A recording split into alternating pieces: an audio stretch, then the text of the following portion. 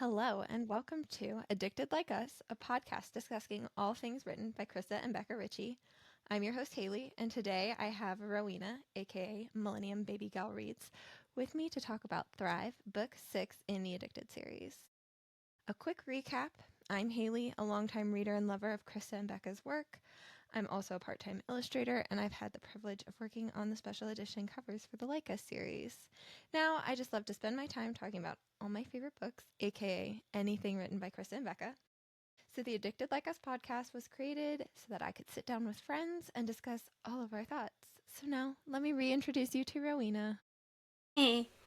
Hello, everyone. You probably heard the me as a dumpster fire in episode 1. Obviously, thank you for having me back. Hopefully, I'll be less dumpster fiery this time. But in saying that, I'm up earlier than I usually would be now at this point. Because I do this sort of thing now. I do my art prints at the minute. So, again, I've made my love for Christian Becca Ritchie just my entire life now as well. Even more so than last time I spoke to you. So yeah. We love that, though. You find your passion, and we go full force with that passion. Exactly. Okay, so before we dive into this discussion, just adding the spoiler warning. Obviously, we will be going very in depth into Thrive. So if you have not read that book, come back after you've read it because you will be spoiled. And also, Thrive is once again another longer book in the series. So we are planning to break this up into 2 parts. So this is part 1 of the discussion for Thrive. So a quick recap of what has happened up until this point. We have met Lily and Lo. Lily is a sex addict. Lo is an alcoholic. They both come from very wealthy families. And Lily's sex addiction was leaked to the public and became this really big national scandal. And they have kind of been dealing with trying to be in the media. This is not something that they are used to. We have also met Lily's sisters, Rose and Daisy. And in Kiss the Sky, that was Rose's book, we saw her and her boyfriend Connor dealing with a reality show. They got married at the end of that book. And then we met Daisy, who has been dealing with the media onslaught as well, and their fixation on what her sex life looks like because they think that Daisy could be another Lily. So she's been dealing with that, and she's had a lot of traumatic incidents that have caused her to have PTSD and sleep issues. She has insomnia, and we saw more of that in Hothouse Flower, where she finally got together with Reich, who is Lo's half brother. So that is the very quick recap up to Hothouse Flower. And now we are going to be talking about Thrive. 2 years will change them forever. When rumors spread like wildfire, like having 3-ways with her boyfriend's rock climbing brother, Lily Calloway spirals into a dark place, her bedroom. Lauren Hale is more confident and determined to keep their sex life private, even from their friends, and he helps Lily in the only way he knows how. But how much love is too much? Their lives are filmed, watched, and criticized, and through it all, Lily and Lauren have to face enemies they never thought they'd see, demons they don't know if they should bury, and setbacks they didn't think they'd meet, not this soon. And one rumor could be too much for them to handle. It will test their greatest limitations, and if they don't hold on to each other, someone is going to drown. All right, so let's talk about Thrive. Goodness. Yeah. I mean, so like the first thing that starts off this book is the author's note about Thrive and the fact that it does cover the timeline. It basically is because it was written as the Addicted series and the Calloway Sisters series. So if you were in theory just reading the Addicted series and never read Kiss the Sky or Hothouse Flower and you finished Addicted for now, you needed like a bridge to the timeline that Addicted After All would cover. But I love their note that they include. What we discovered is that people change in moments and days, months and years. They learn, grow, and sometimes even regress. To show the evolution of Lily and Lo and their friendships in a little over 2 years, we needed more than 100 pages. So this was, should they have done Thrive as a novella or not, or turn it into an actual novel? And then they said at one point, let's cut out everything that happened in Kiss the Sky and Hothouse Flower and act like it never existed and step over that time frame. But then they'd only give us a portion of the truth of what really happened, and to tell Lily and Lo's full, or to do Lily and Lo's full story justice, we deserve the entire picture. Which I fully agree. I really love how it's a reminder that all of the characters' lives are moving forward, and just because Kiss the Sky was focused on Rose and Connor did not mean that Lily and Lo's lives were on pause. Their lives were still moving forward, and they were still going through things too. And we just didn't see it. But Thrive is that way of actually seeing it and reminding us that things were going on that we didn't know about because we didn't have their perspective, but they weren't paused. No, and even then we did see like little snapshots of things with the other character, like, you know, characters other than Rose and Connor, that you were like, that is horrendous. So it's just like with Krista and Becca's books, yes, like, you know, like today we're talking about Lily and Lo, but in saying that, you do also get snapshots of the other couples, and you're just like, I mean, obviously because we're going back a little bit, but it's centered around a specific couple at that time, but things are still happening with the others. They're humans. Things do occur. Yeah, life does not pause for anyone, even if you wish it would. Yeah, like someone give Lily and Lo a break, honestly. So, also just because it is going to pick up, I forgot to mention. Oh, this starts right after Addicted for Now. So at the end of Addicted for Now, we had that Lily and Lo were finally, like, Lily was going to her sex therapist. She said she wanted to commit to her blacklist, and they had to get married by a certain date so that their love looked real to the public. And Lo had proposed to Lily for real. So that was right where Addicted for Now ends. And then we start with Thrive. And we have our prologue really fast about Lily talking about how life feels like it moves slowly, but 2 years, almost 2.5 years into the future, Lo is saying that life is moving too fast for him.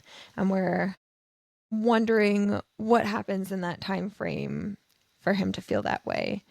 And then, okay. So now really into Thrive. I keep saying, and now we're in Thrive. But now into that time frame, it's Lily's 21st birthday, and she's at Lucky's to celebrate her birthday. And she talks about how she always envisioned her birthday with like a pack of strippers. Yeah. Oh, Lily. Okay, so she's at the diner with Lo and Reich, and currently Lo is not at the table. We'll find out why in a second. But she mentions that she really wanted to stay at home, and Lo forced her out. So we're seeing a lot of this kind of like hermiting seclusion that Lily feels when the media presence is just so overwhelming. She doesn't want to leave the house, and it's not healthy. They're to an extent. Like, I can understand wanting to have your privacy for a second, but they've reached a point where she might never get that kind of privacy that she was used to, and she can't stay in the house forever. I feel like I remember saying something along those lines with Addicted to You, and I said, you know, like at this point, like they can go, you know, like obviously they are in the trenches regarding their addiction, but like, you know, they can go to Lucky's, no problem, and at the minute they're in this weird middle thing where they are still digging themselves out of the trenches, but Lucky's is no longer the safe haven that it used to be. Honestly, like the amount of times I just wanted to cry during this book. I'm just like, This book is hard. This is one it's of really hard. the hardest books to read. And the hardest part, we're not going to talk about in this part, but like, you know it's coming because you already read Kiss the Sky and Hothouse Flowers, so you know what's coming. And then you have to go all the way back and relive it in their perspective. And you're like, oh my God, I don't know if I'm strong enough for this. Like, I love the entire series, obviously, but like Thrive, you are always in this sense of impending doom because you're just like, God, I know what's happening next. Oh God, oh no, this is happening next. And it's just, I don't know about you, but I was constantly tense and like clenching my jaw and stuff like that. It I'm was so tense awful. in this book. But for Lily and I, I do it though. Yeah. And it's like, so I was tense. I feel tense because I know all of these things that happened to Lillian Lowe that occurred in the Kiss the Sky and Hothouse Flower timeline. And then I Mm. have to read it in their perspective. But then there's also stuff that I know that happened to Rose and Connor and Reich and Daisy in that time frame too. And then having to relive it while watching Lillian Lowe witness it. And I'm Everyone's like, suffering. everyone's just suffering right now. Just like, if I was like, you have to put this in a few words.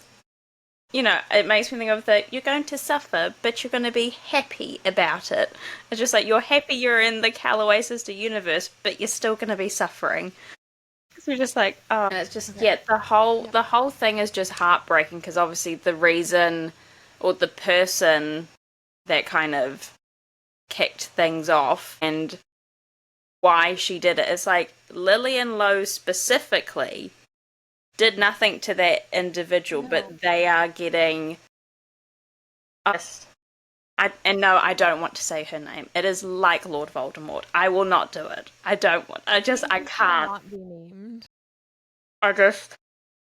For those who maybe forgot, though, it is Reich's mom, Sarah Hale. We hate her. So currently at Lucky's, while it's just Lily and Reich sitting at the table, Reich is trying to have this conversation of like, listen, it's your birthday, but I don't know what to get you.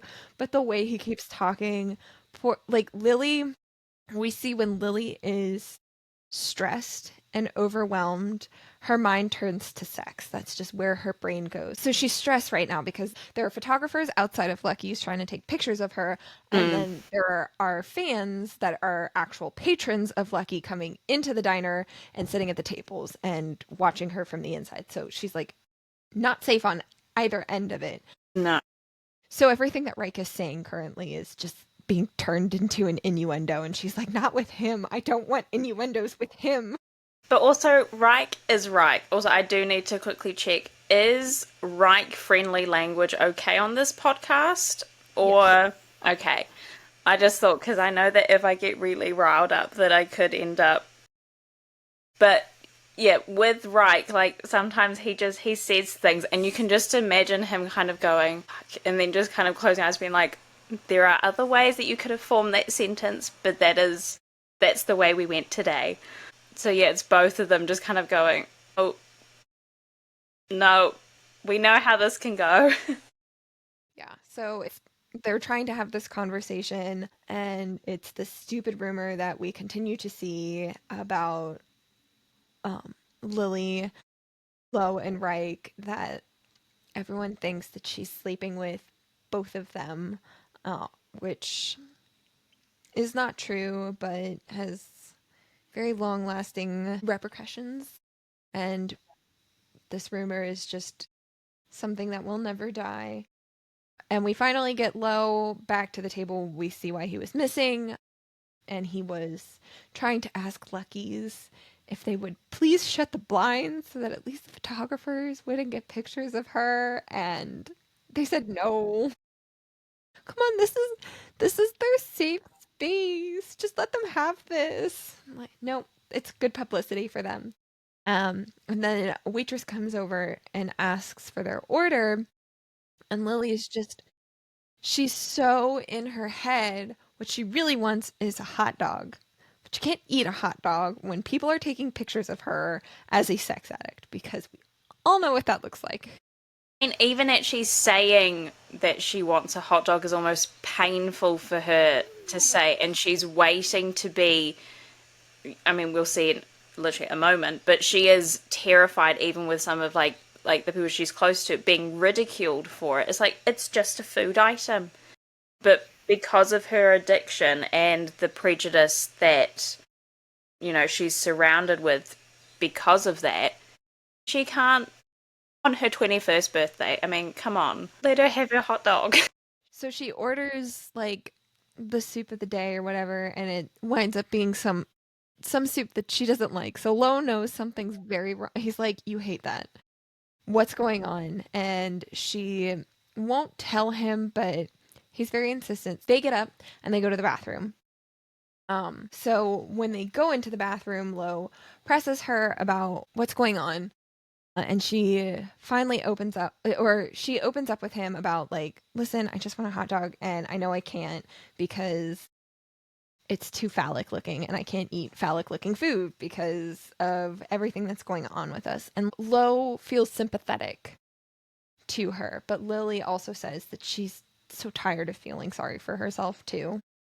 Mm. And Lo's really proud of her for her not wanting to wallow in self-pity, and if she is feeling bad, he like reminds her that she can't continue to hermit. She does need to learn how to face the world because that this is new world that she's Yeah. starting. And then he kisses her in the bathroom, and this bit is just something that you didn't have on your bingo card because you didn't know what was going on and kiss this guy in hot hot. But he kisses her in the bathroom, and then they proceed to have sex in the bathroom, and you're like, what's going on? Addicted for Now, we said we were going to do the blacklist, and the blacklist Yeah. is no public sex. What's happening? And the panic I feel. I like. It was kind of like a no, no, no, no, no, no, no. I remember, so this is my second time reading it, but I remember reading it for the first time, and I was on a family holiday, and I was actually going, no, no, no, no, no, no, no. Probably sounded insane, but it is what it is. But it's just, you are right. Like, it is like that panic that washes over you, like, no, no, no. Yeah, This isn't what we're doing. it's not like if you were taking some kind of actual medication that you shouldn't, that could like detrimentally fuck up Mm. your body chemistry and like kill you that way. But my brain seeing her break her blacklist, that's what it feels like. You Yeah. cannot do that because you will die.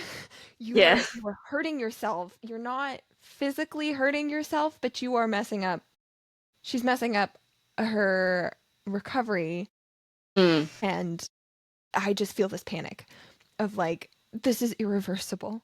Please Yeah. stop. But we so after they have sex, they say like they try and reaffirm, are we okay? We can't have another Wednesday. And we find out why they are doing this, which is basically that the Wednesday prior, they had a horrible, horrible fight, which stemmed from the same fears that were discussed in Addicted for Now, which is that Lily is afraid that Lo's needs won't be met because she has limitations that she can't go past, or it could hurt her addiction and her recovery. And Yeah. Lo's afraid that if he keeps telling her no, that she'll go seek someone else out that will tell her yes. Even though we And know deep down that Lily and Lo wouldn't do anything never. No. purposefully to hurt one another, but it is this thing that they're still trying to figure out. And I think it's like a quote actually later on that's like they are unable to trust themselves Mm-hmm. in many ways in their recovery, but they trust the other person without a shadow of a doubt. So it's Right. just like, if you guys just talk, we need No. to discuss. Like, honestly, sometimes you're just like, discussions, please. But also, Right. Yeah. it's really difficult for them to have these discussions because they constantly have people they care, but they come in and check on them as well. It's like, can we just Yeah. little quiet space? Yes. There's just a lot coming at them, Yeah. but this fight, they hit this point where it's like their concerns, like we saw them being discussed in Addicted for Now, but there was not any like, okay, well, if you feel this way, here's how we can overcome that fear, there was no like solution that was given. So they still have this fear at the beginning of Thrive. Yeah. And they've hit this wall of like, well, I still have this fear and we have no solution around it. Like, is the solution breaking up? And no, no, no, no. Like Anything but Lily, that. yeah, Lily and Low ending. That's like very, very, very bottom. Yeah, not an option, not happening. So something else needs to change then, and it's that Low is sober at this point, and Mm, he says that he he can be there and be more present for Lily. That now they will try and return to the way they used to be. They're not going to tell anyone because they're tired of people being all in their business and they want their mm, private life to be private. So they're not going to tell anyone. They're going to return to keeping secrets like they did in Addicted to You. But the thing that's changed this time will be that Lo is sober. So yeah.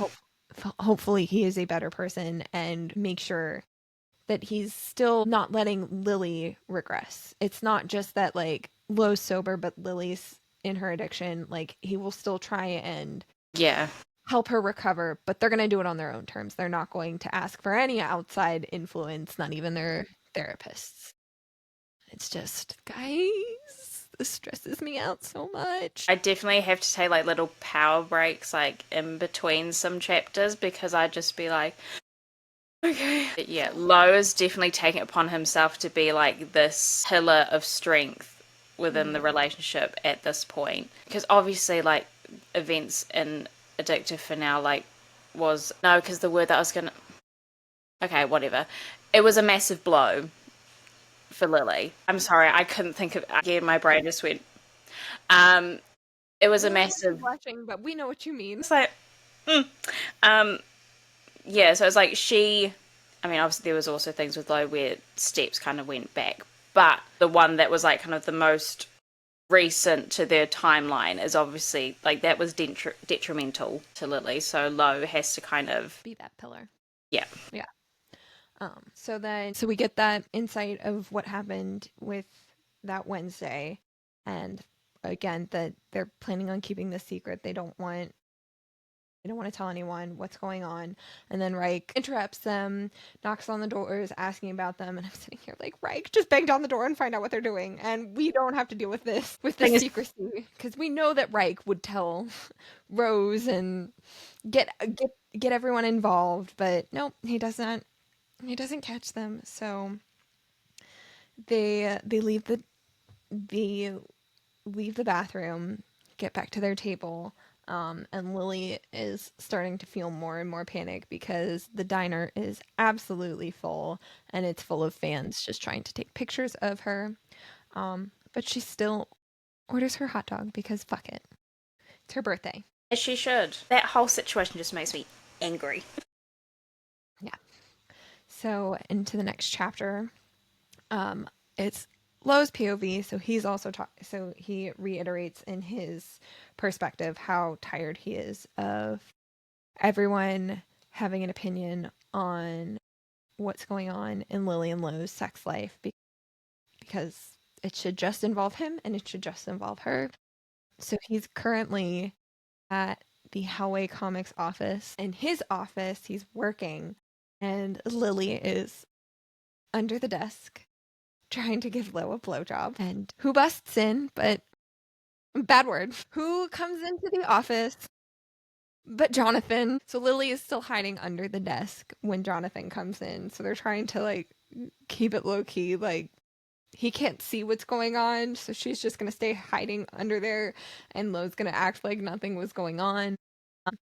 But it's just, this is kind of like a quick chapter of Jonathan being Jonathan. And Mm, one of the things that happened in Addicted for Now was Lo got his trust fund. So Lo initially had his trust fund mm, revoked. He gets it back by opening a business, and Jonathan is kind of helping fund these businesses. So it's Howway Comics is Lo's business, and then mm, Superheroes and Scones is Lily's, but they like tie together because it's a comic book. It's a mm. comic book store. Yeah. And Jonathan comes in. He's like, well, I'm funding all of this.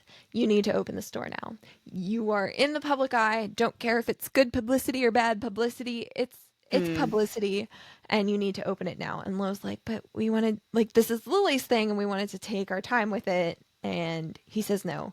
He's going to put Yeah. an ad in the paper, and they can deal with all of the people that show up if they aren't ready. I'm like, thank you. Thank you, Mm. Jonathan. Cool. Really appreciate you. I mean, it's difficult because I mean, is puppeteer the right word? Because it's just like Jonathan's like, yeah, you know, like this is your business, this is Lily's business, but he always has the need to remind people that you know, you wouldn't have this if it wasn't for me. Therefore, meaning I have the power to swoop in and, you know, dictate some pretty big decisions. Because yeah, with Jonathan, it's always regarding having control. I mean, Lily and O, they're just trying to control at this point just a part of their life. Portion of their life. Yep. And there's like this one thing that they can supposedly can actually control, but no, there is yet another being who just swoops in and goes, right, no, scrap that. This is how it's going to go. But yeah, so Jonathan leaves on the law, and then he leaves. And also, if you want Lily giving you blowjobs, then you need the assistant to guard your door. And great. Mm. But after that, Lily comes out from under the desk, and she's sad because, like, obviously this is yet another thing that they don't have control over. This is supposed to be her thing, but Jonathan is here laying down the law, and Lo can see her slipping into this kind of like depressive state where she's really quiet and closed off. She says she's going to leave and count the inventory for superheroes and scones. And he's like, nope, you need to sit right next to me and you need to read these comics with me and be present with me because I cannot have you slipping away.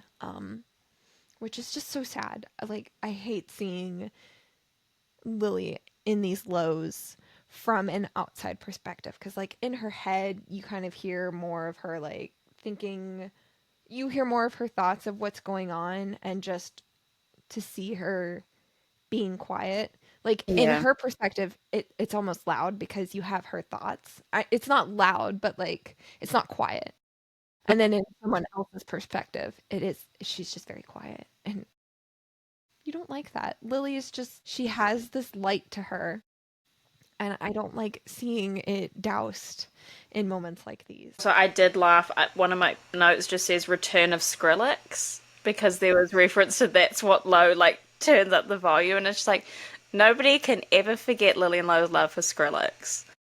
It's just I don't know. Is that their version of like a sock on the door handle? Like maybe who needs the assistant? Just you hear Skrillex, not Go your find something time. else to do for a while. So then in the next chapter, they've officially opened Superheroes and Scones, and Lo notes that despite the fact that they're selling, like coffee shop style foods and the comic book, they are the real commodities that everyone is there just to see them. They're the products on display, which unfortunately is something that they will have to get used to. Yeah. Don't like that they have to get used to it, but yes. And it's kind of like ramps up the media attention on them. So Lily started hermiting again. She's been in her house for like 2 weeks, and Lo is trying to get her to leave, and she won't. And Lo goes to a Mexican restaurant with Reich and Connor for lunch one day. And it's just fun to see the guys and But their that's like the bro squad or something there, because obviously in another series we have girl squad. This is yeah. like the bro They squad. need they need their, I what mean, is their group name? yeah, and saying that Yeah, it's again, like we because you have the discussed. Calloway sisters, but like, what are they? Yeah, but again, at this point, it's still maybe calling bro squad is a little strong because again, it will be discussed deeper into the book. But Reich and Connor's relationship is a little bit. It's still in its humble Yes. beginnings. It's a little bit shaky. It's a Yeah, little, definitely still shaky. but still, for the purpose of this, we'll say bro squad until Krista and Becca go, Rowena, shut up, leave the writing and cool nicknames to us. It's not Bro Squad. It's not going to happen. It's what seems to be like whatever the fans use. We just need to run a campaign and get Exactly. enough people, and then they can't change it. They have a slogan. Put it on t-shirts. But yeah, so we just see some banter between the three guys, just kind of being themselves. We see he's Lo says, "Watch out for Rose's nails. I wouldn't want her to mess up your pretty face. I'm not afraid of Rose, but thanks for the concern, darling. Anytime, love." And Reich is Reich is rolling his eyes at the two of them, but like we see that flirty banter that Lo and Connor have between them. It's also the fact that they use the significant others, like the love of their life's terms of endearment, as shown behind me. But it's the fact that they've used, like, it's like Lily is everything to Lo, but he's taken love and gone, you get some too, Connor. You get the love as well. And also just imagining, again, we know, like Lo will, as my number one man, like, forever. Lord help if I ever get a boyfriend, husband, whatever, because it's just like, just know that you are having to fight against Lauren Hale. But just imagining Connor saying darling, like, I just melt. And then again, Reich is just like this little storm cloud in the corner, just kind of like, I'm not part of the clique. Yeah, so then Rose shows up and crashes the bro squad lunch, and Reich gets up to flirt with some girls at the bar, and while he's over there, he gets a text, and Lo confuses his phone, Reich's phone, for his own. So Lo picks up his phone and reads his text messages, and they are all texts from Daisy. And Lo is still struggling because in Addicted for Now, he and Lily had promised Reich that they would stop hounding Reich over his friendship with Daisy, that they just have this friendship that doesn't look like other people's friendships. It's flirty because the two of them are just flirty people, and Reich is crude because that's just the way he is, and that's the way he's going to talk with everybody. And Lo is still struggling with the idea that these two are friends. And Yeah, and I mean, I think because since he doesn't have his vice of alcohol anymore, like he is fully. It's like with the whole thing with, time moving faster for him now because he's obviously not, you know, locked away with things regarding alcohol, but he's also now fully aware of other people's interactions, and he's kind of like, he's trying to process other people's relationships, not necessarily like romantic relationships, but just like how people interact with one another. And he's kind of like, oh, I don't think I like this. Again, because he still very much sees Daisy as like a 12 or 13-year-old, even though she's not, and nobody else thinks that. But yeah. I think so. It's like that time moves too fast kind of thing, of like with Daisy's age, it's like Lowe's missed this whole chunk of time and is still having to catch up with the fact that Daisy is older. Mm. He still sees her as younger because when he first like started his addiction, she was still this young little kid. Yeah. And he's kind of missed the point where she's grown up, and she is, yes, still a minor, but she has this job at this point that treats her a lot more like an adult. And so she kind of has a more mature side to her, and he is still trying to wrap his brain around the idea that she is more mature. So Lo gives Reich a hard time about their texts, but still trying to, give Reich the benefit of the doubt. Like, Reich is clearly over there getting another girl's number, but he's like, he doesn't want Daisy to be led on. It's just this whole thing. He's kind of been given this new responsibility of being the big brother figure to Daisy, make sure that this guy that I brought into her life isn't going to hurt her. Like, there's this responsibility that I need to uphold. It's a lot for him I to mean, have because to also commit with him. part the fact that he's also trying to be so strong for Lily right now, it's like as if he's trying to step in and take over part of like the like part of her older sibling responsibility because it's like, okay, Lily's not here right now, so I Yeah. need to kind of almost like I don't know, act in her honor, or I don't know what I'm saying. It's like 8:30 in the morning. I don't know what I'm saying. I didn't get to sleep till 2. But yeah, it's his whole thing that again he's trying. There's another Calloway sister now that he's like trying to step in for, and it's just like, Lo, I appreciate what you're trying to do, but maybe hit pause for a second, step back. And yet, I mean, it also shows that particularly like Lo and Reich's relationship, like they do have a good bond considering everything that has occurred in their lives. But Lo, I don't think will ever fully forget, No. certain things, lies being told, deception and stuff like that. So he is trying really, really hard, and I can appreciate it because I can't let things go to save my life. So like I'm gonna be honest, I can't. So it's like he's trying really hard, but there is a part of him because he's so used to people letting him down that, yeah, he's trying to fully trust right, but he's just like, he's not 100% there yet. Yeah. And he does talk about that in this chapter too, that like he's trying to trust Reich. And then Reich's like, well, you're doing a bad fucking job of it. And that just stings Low because he is trying. It's just Low's way of trying. It's maybe not Reich's way of trying. So they're different people. Mm. He's gonna have different reactions. But Low points out that like Reich came into his life based on a lie, and by all accounts, Low would have the right to cut him out for what he's done, but he has let Reich take him to rehab. He continues to bring him into his life and has like accepted him more as his brother and his family, but like it started from a lie, and it's so much more than he'd give any other person who would do this.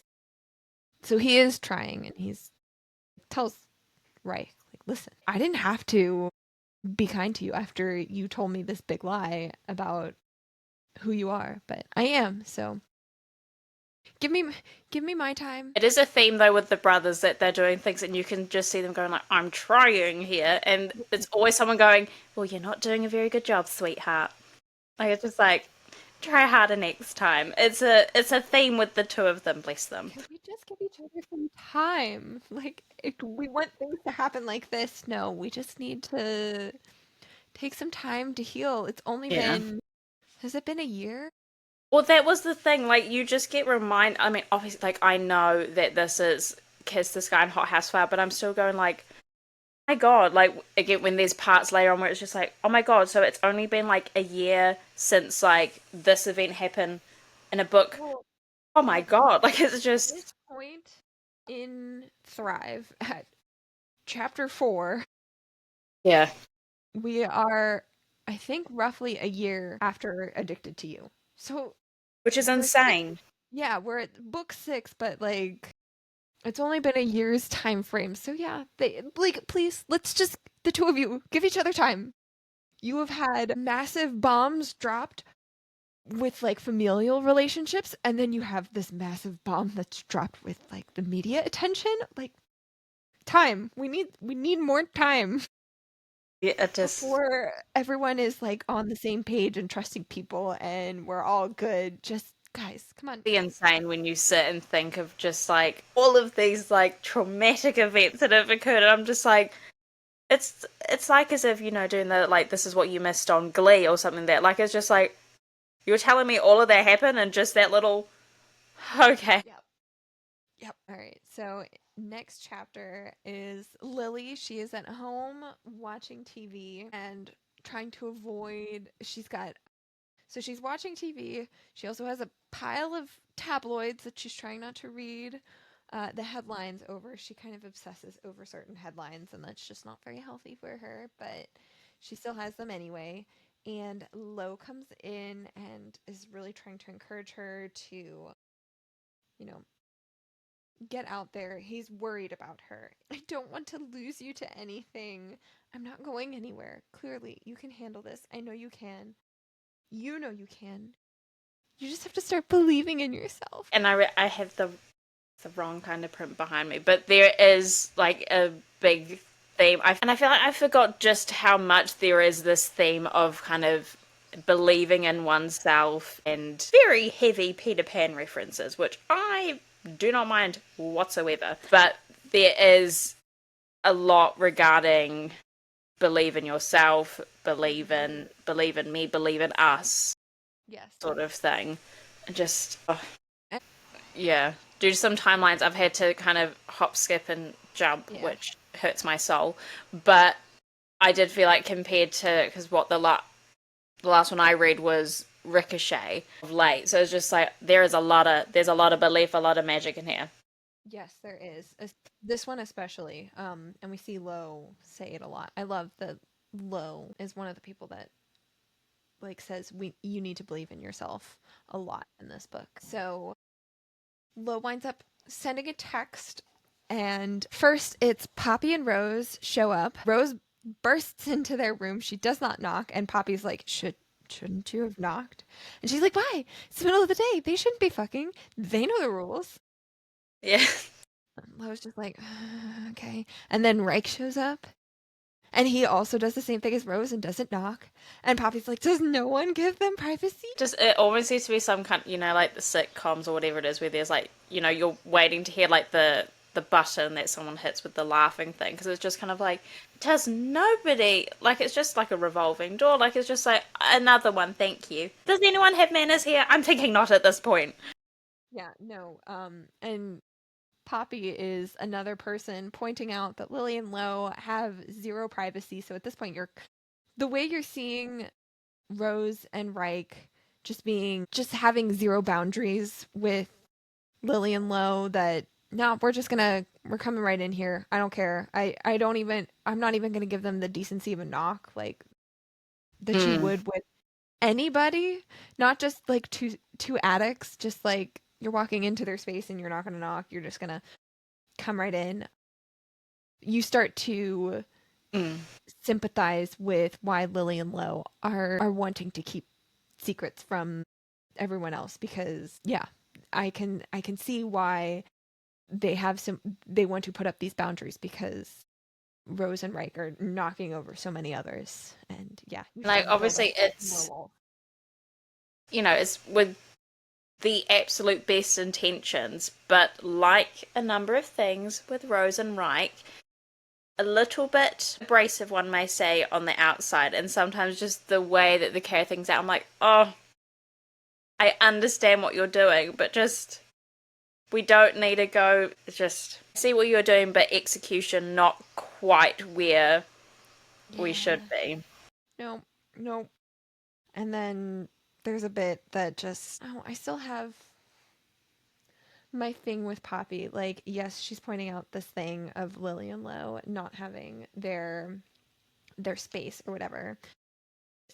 Reich is kind of um Lo's like, just so everyone knows, I have a new favorite Calloway sister, and it's because Poppy was standing up for them. And Reich goes, no Mm. offense, you weren't there when they were fucking enabling each other. And Poppy's like, no offense, but I've been here their whole lives. I've seen Lily when she's sad, and I've seen Lo when he's angry. And I'm just sitting here like, cool. But what were you fucking doing about it, Poppy? Because you have been the least present sister in this entire series, and I really don't think that's a Well, great defense for again, you right I'm now. sorry, girl, but there is a reason. There's a reason why you're not on my arm. Because it is, I feel like I have a very complicated, I said relationship, you get what I mean, with Poppy. Because there's the line, even when my mother was unkind to me, Poppy was there. Lily, I think you're almost too kind and too forgiving to some people, because Poppy was there when it was convenient for Poppy. But once Poppy got out, Poppy was kind of like, later, bitches, in a sense. Like, it's just like, I get that you had your hardships, but it doesn't mean that you leave your sisters in the dust. I could When never, Lily's like, sex addiction was leaked, it's just like, I don't really remember seeing you at all. What were you doing? no. And again, like, obviously, like, you understand she needs to protect her child, like, totally get that.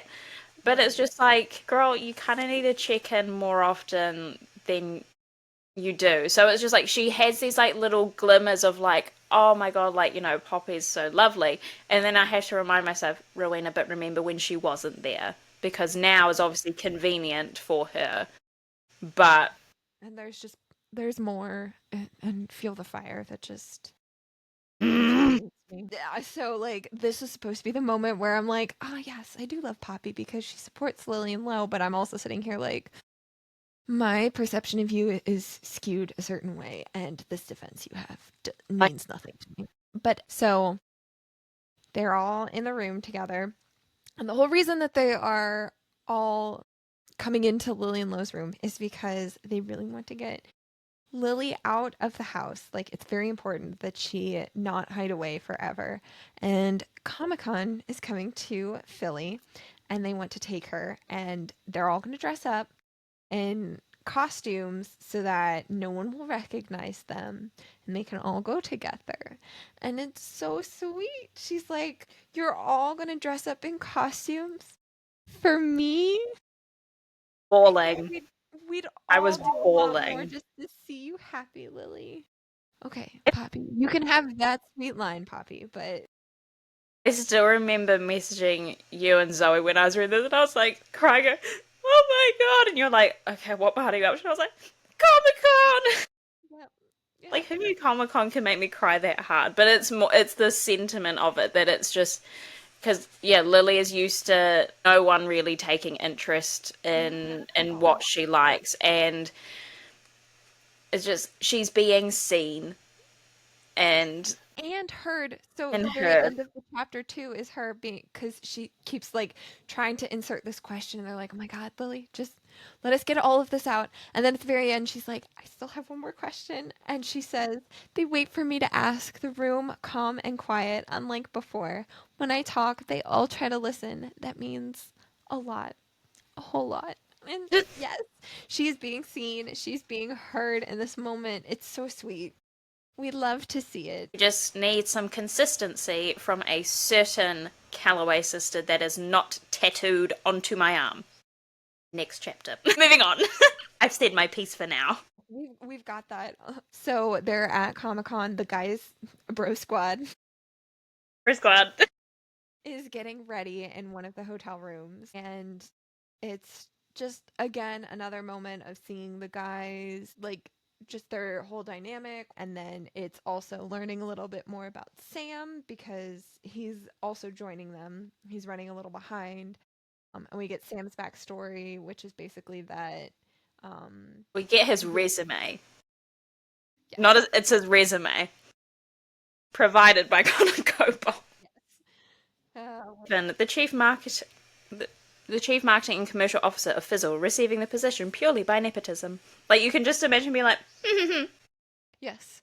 His prior employment was Dairy Queen, and he has a 4-year-old daughter with Poppy Cadence Calloway Stokes. fucking That's what his fantastic. fucking deal was, not what his resume. But Reich also wants to know. He says, "Is Sam an asshole like us, like the rest of us?" And no, the way Lo always describes Sam is that he is Captain America. He's just good. And yeah, I guess that can describe him.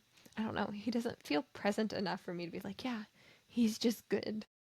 There are other characters It's that I just think are the same way. bland. It's like He's boring. there. Next. Sorry. Yeah.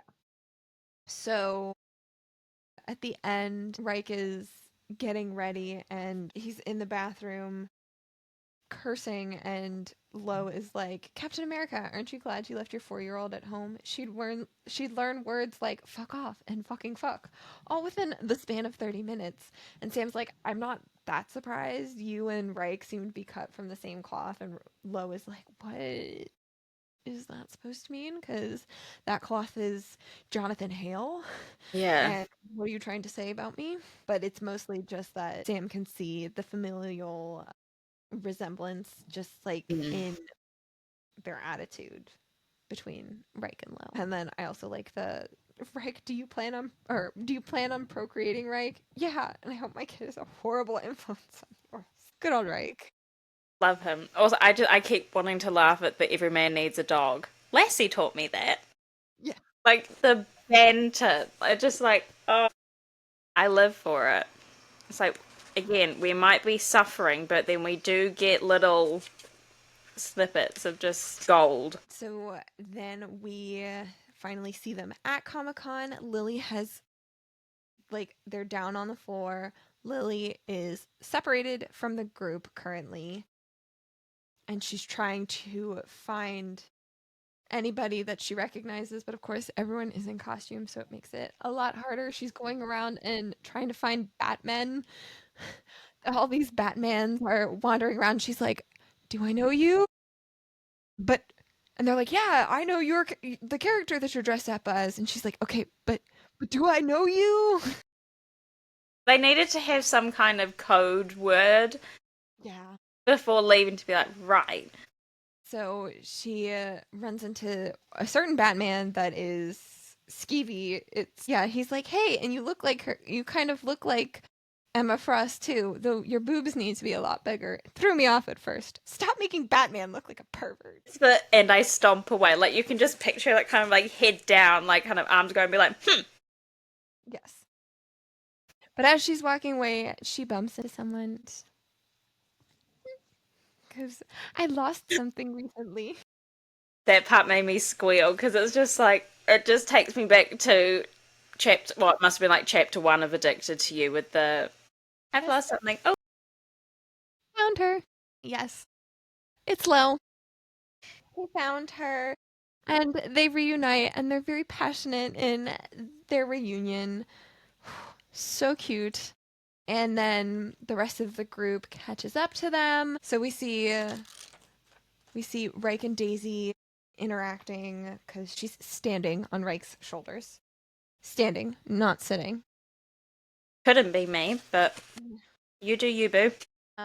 And they're just being themselves. And then Rose and Connor come over and they're having their own banter. Rose like wants to whip some guy with her Catwoman costume because he was harassing another attendee, and Connor's like, "Nope, can't do that. I'm gonna take that from you right now."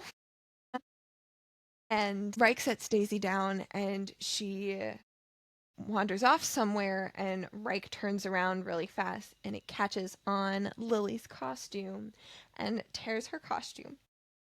Which, oh my God, Which I mean, the costume meant I remember writing this down. Also, I went Lily Calloway with sparkly face. That also made me squeal thinking of a character that we see much later on. I was like, oh my god, the parallels, the parallels. I honestly sounded insane. But costumes gives Lily confidence, but I argue that she's always worn some form of costume her whole life. Because, yeah, when she talks about the costume gives her confidence, but like she's had to. There's this whole thing with Lily and Lo. They've been playing pretend. They've been in costumes, wearing different masks yeah, for their whole lives. So it's just like it's sad that Lily has to actually physically put on a costume and not be her to almost feel like herself. internal like herself. It Yeah. just it breaks my heart. And then I've just got Rose and Connor moments. Clearly, I was like, Rowena, you can't write notes on this forever. Just know that there's good shit in here, and we need to go back and do more tabbing and annotating later. So much good shit. We are only Well, seven that's the thing. chapters. I'm like, I'm currently looking at about page 58.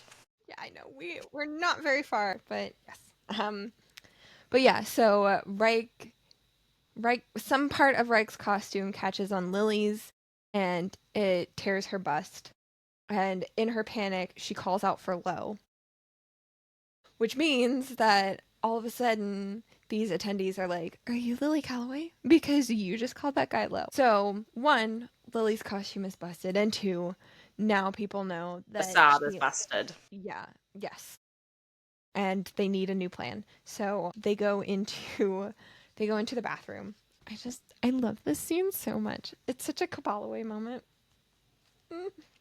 Mm. So we see this banter between the two of them where they're going back and forth of like, we have such high IQs, like we can figure out this problem. And Rose is like, so what? You have a higher IQ than me? I don't even want to be that smart. You know why? Because you can't explain yourself without confusing people. You have to keep all of your thoughts to yourself because there's no one smart enough to understand you. I wouldn't want that burden. I wouldn't want to be so put off by society's constructs, only to realize that in the end, you have to follow them. I wouldn't want to live as something lesser than I am. And Rose is like, knowing what we do about Connor is just like, okay, Rose, nail on the head. And Connor Yeah. says the same thing to her. He's like, you say there's no one smart enough, but like you should hear the words which you just said. It's like she's like trying to hit him with the same kind of insults as she gets And because yeah, she's kind of, like, you're basically like a robot. And she's just like, well, you know what? You think I'm bad? Check out this guy. He's worse. yeah. It was just like she gets me. It is. It's just like in the most Ravenclaw nerd star cabal away fashion. Yes, And I love exactly. it. So the plan is that Rose is going to fix Lily's costume, but to solve the issue of people knowing that Lily and Lo are there, Rose is going to dress up in Lily's costume and pretend to be her. And then Lily will dress up as Catwoman in Rose's costume. And that way she can go to this director's panel that she was really looking forward to going to. And this way she can go undercover. But it means that Lo has to go with Rose because she's pretending to be Lily, and Lily has to go with Connor because she's pretending to be Rose. And I think doing that alone, that shows how much Rose and Lo, how much they love Lily, that they are willing to pose as a couple so Lily can go to this Yes. signing thing. We all Also, know again, Poppy, take notes, okay? Yeah, she's there, she's doing nothing. but it's like you have attended Comic Con. Good job. But are you bringing out a little sewing kit? Are you doing a little switcherooning of outfits and having to deal with someone who you want to like scrape their eyeballs out with a blunt knife? Like, at least Sam is outside guarding the bathroom door. Poppy, what are you doing right now? Just they honestly, like, I feel like they think that they're so good, they do so much, and I'm just like, compared to some of the other people that are in this room, they are there in the trenches too. They've dug their way into the trenches. And they're just like on the sideline, just like, woo, you're doing great, sweetie. Again, Poppy, take notes as an older sister. Yes. Good grief. But Lily is very grateful for Rose and what she's doing for her. And they swap costumes, and poor Rose is a lot curvier than Lily. And she Yeah. fills out Lily's costume a little differently.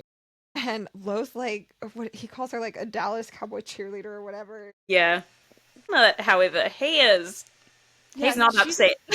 yeah, no, she's expecting him to be just as crude, but he's not. He's like, "You're beautiful." And then he comes, Like, just this is the bit. He comes after her and he goes, "I want to live with you." like, I want you two to live together too. Yes, she's like, "You can't. Your commute to Penn is too far. Lily's low." And he's like, and he's giving her all of these reasons. Don't manipulate me. I'm not trying to. I just want to be with you more than I am now. It's so cute. And again, it's this thing, and it pickles my onions every time I mean, it's usually regarding Lily in particular. They're like, oh, like, she's so selfish. Again, baby princess. This is about addiction. There is progress, whatever. But it's like Rose's thing with like kind of moving in, oh, commute's too long.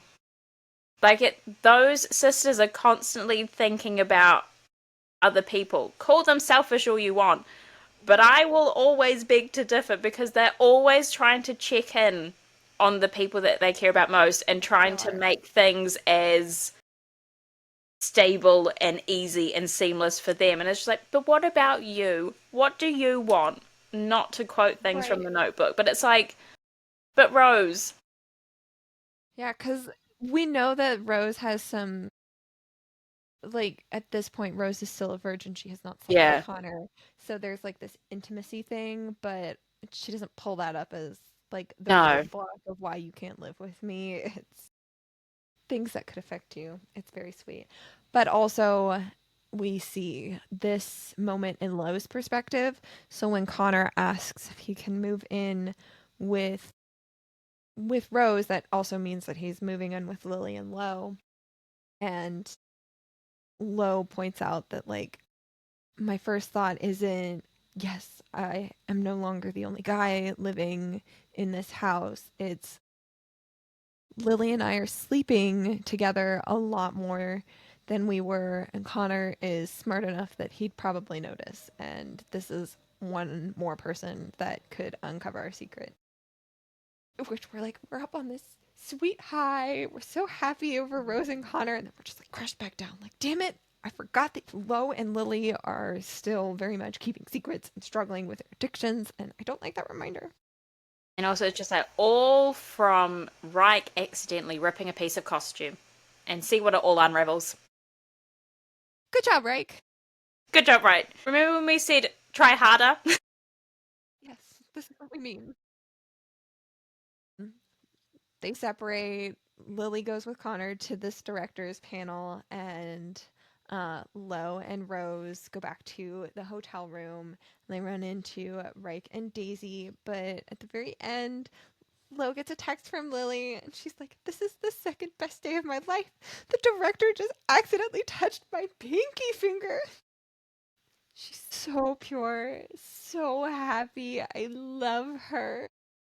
And then Lo's like, "Okay, but what was your first best day then?" And she goes, "The day I fell in love with you." The thing is, they can't even, like, yes, it's the best day, but it's like you can't actually really pinpoint it because it's like they've always been. It's just that's just they always existed that way. In this moment, Lo's like, "I can't remember the day because it's so far in their past," and Yeah. he doesn't want to crawl back through those darker moments. Um, but it's I open my eyes and I let it drift away. It's okay. I'm gonna make new best days with Lily Calloway. I can feel it. I love that hopeful ending. Yes, you'll make so many new best days with her. I promise. Yeah. So then it's Thanksgiving, and they used to have this tradition of going to Lucky's for Thanksgiving before dinner, and that tradition has gone away now that they're in the media. There's just so many of the things that they used to be able to do, they can no longer do. So they are currently having dinner at the Callaways. It's super awkward because Samantha still won't talk to Lily or acknowledge her. And Reich isn't there either. He was invited because he's currently on the outs with his mom, but he doesn't want to spend Thanksgiving with his dad. So there's just so much family drama. Always. Always. What would it be if there wasn't family drama? But currently, all four sisters are in the library or the study. I think they're in their dad's study because Daisy jumps on their dad's oak desk, which this part also made me so incredibly sad as well. Are we having a sister chit chat as she jumps onto the, like, it's just kind of like the old, like, the older people that they're having a discussion without me again. Like, it's this whole thing. She doesn't want to miss out. She feels like she's missed out on so much because she does very much see as almost like the others, because they've known about the addiction for longer, that they're kind of like their own clique, and she struggles to kind of see herself kind of seamlessly fitting in. And it's just so, because it's just like, no, they do pay attention, they do love you. It was just the circumstances, Daisy. It's just like, I know. So they are having a little sister chit chat, but it's Rose telling them that her company, Callaway Couture, is struggling right now. All of the companies, their stock went down when Lily's addiction became public knowledge, but Callaway Couture was too small and is not surviving. And Rose, this means so much to Rose. This is this is a business that she started when she was 15. It means a lot to her. Which good on And her, honestly, like 15. I know, but she needs this. She needs something to help revive her company, and she has an unconventional solution, which is that someone has approached her about doing a reality show. So now we know how the reality show came about from Kiss the Sky, because we just started with them Yeah. getting ready to do that, but now we have a little more backstory to that. And Lily is immediately like, "Yes, I will do this." I Poppy points out, like, you're gonna put Lily under like an even brighter microscope. We already are dealing with so much media attention, and you want to magnetize that. And Rose is like, "I would never intentionally do anything to harm Lily, but my company needs this." And Lily says that Rose is starting to tear up, and Rose, like, never cries. So this is a Yeah. big thing for her. It's a big over like the theme of vulnerability in this book, and we see with a number of different characters is huge. And it's the fact that Lily's like, I need to do this for my sister. Like, again, she's just like, like she acknowledges like it's going to be really, really hard for her, and she's going to be scrutinized even more than she already is. But because of the reason that the family are now in the spotlight, Lily sees it as her responsibility to try diminish the hardships of everyone else in her life that matters. So Poppy, questionable right there, babe. Sorry, that was mean. That was really mean. But yeah, like Lily sees it, this is her responsibility. So like Lo is trying to be a pillar of strength for them in their relationship, but Lily is trying to be strong not only for herself, but she's also trying to, yeah, she's just trying to fix everything because she thinks everything is her fault. And it's just so hard because it's just like, I know it's not your fault. it's not your fault. Like I understand, like I can understand why you think it's your fault, but it's not. Right. It Just, surrounds you, but it is not your fault. yeah. But so Poppy nixes the idea, but Lily and Daisy both agree to it. So that is how the reality show with the three sisters came about. Next chapter, it is New Year's Eve now, and Lily and Lo are at home. And Lo is super annoyed because Rose keeps calling them. Pushing the And boundaries, babe. Pushing the boundaries a little bit. but in this moment, it's so Rose is out at a party that's being hosted by Cobalt Inc. It's like a business party. Rose is spiraling. Yes, she's like, Of course. Connor got a hotel room, and she's like, I told Connor that I was totally ready to have sex, and he's calling my bluff right now. And she's panicking because she doesn't know how to win. She's like, I don't want to sleep with him. If I tell Connor that I changed my mind and I don't want to sleep with him, then I lose. Then he wins, and that is unacceptable. Connor cannot win. No. So they're like trying to give Rose suggestions for how she can get out of this. I don't know, Rose, you may lose this one. I mean, you can't go home with another guy. And her sister stays completely silent on the matter. Rose! I wouldn't cheat on him. That's disgusting. He's just staring at me right now. I think he can read my expression. And and she goes, I'm scared. And Lo's like, Rose, sex is a big deal, and you shouldn't sleep with Connor if you're afraid. Why are you being nice to me? I don't know. Well, It feels weird. I don't like it. Good, because it's not happening again. I just love, they are very much, Rose and Lo are very much like sibling budding Yeah. head relationship. They have the brother sister relationship, and I love seeing it pop up.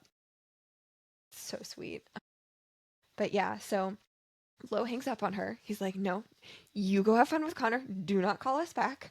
Yeah. And then, You're smart. You'll figure it out. yes. And then Lily and Lo are currently in the kitchen. And Lily asks Lo if he's like, Lo is currently teasing her right now, and it's very reminiscent of the way their relationship used to be before they really acknowledged the fact that they had their addictions or that they were going to try and heal from their addictions.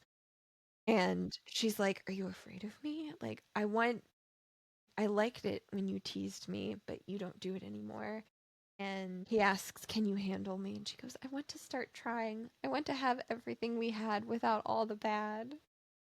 I have never been more in love with her. I'm so in love with both of them. So then they wind up having sex in the kitchen, which, as previously discussed in Addicted for Now, anywhere in the house that isn't their bedroom is public space. So technically breaking the blacklist. And after they finish, someone comes into the house and it's Daisy. So it was very obvious what they were doing, but they're still trying to cover it up. But Daisy Yeah. knows what they just did in the kitchen, and they basically they try and manipulate Daisy into not telling anybody. They're Mm. like, "Yeah, technically this was maybe not something that used to be like that this was something that was on our blacklist and we couldn't do it, but we've talked with Lily's therapist at this point and it's totally okay that we can do this. But also don't tell Rose and Reich." And Mm. it's just like telling her that they're not actually struggling with their addictions, because that's really what Daisy's concern is are you guys struggling right now? Is this something that I should be concerned about? And they're trying to be like, "No, we're totally fine. We have this all under control, but also please keep our secret. Nobody can know about this." Another example of a Calloway sister wanting to do the just checking in. Are you Yep. okay? Are we Yep. okay? Even though she is herself dealing with a lot.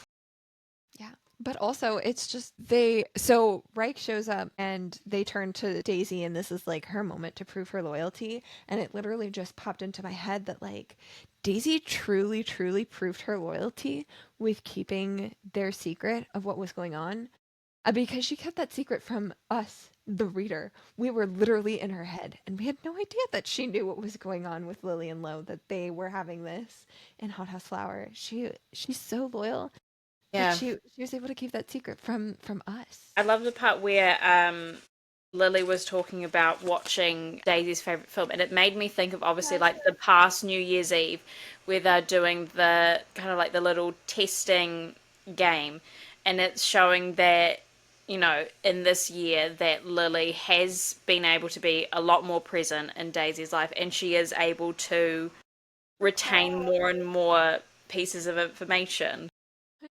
So I just love, again, because obviously the fact that the latest book that I had read was Ricochet, and I was just like, just seeing that We call this growth.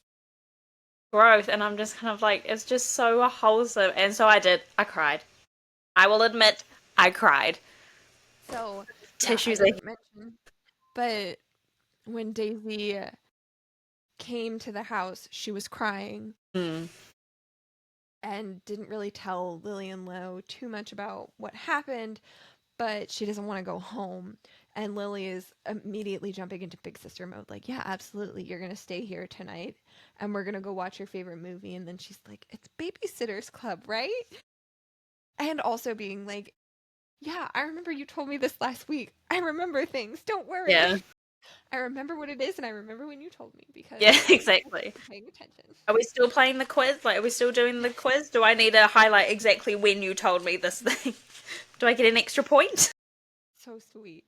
So then, yeah, and then Reich shows up, and so Daisy had been at a party and she left, and Reich had been at a party and he left, and his reason is because everyone was getting on his nerves, asking Mm, whether he was sleeping with Lily, and just not tr- not true friends of Reich's. And they say that they agree that Reich can also spend the night. And it's also funny because we get this one quick moment of Reich's like, "Yeah, well, it's not a quick moment. It's leads into more, but Reich's like, "Yeah, I'm only spending one night because I can't live with Connor. I can't spend that much time with Connor." And you're just like, "Okay, well." you've got another thing coming, boy. But that leads into this moment of Reich pointing out to Lo that Lo is very open with his thoughts and who he is, and Connor is not that way, right? Gets the sense that, right, Connor is not that way.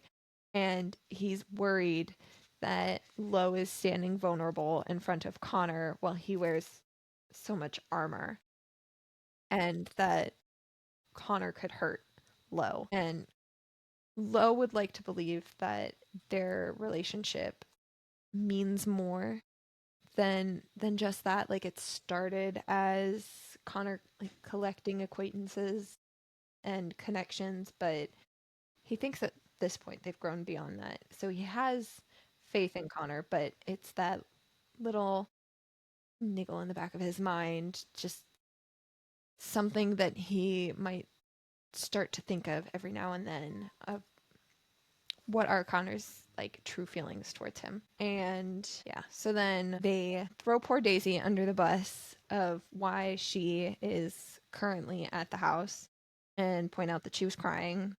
So that gets Reich, like, that alerts Reich of like, all right, Mm. well, now I'm definitely gonna press. Like, you're here, but you were upset too. So now we need to know. We need to talk Yeah. about it. And that was clearly something she didn't want to talk about.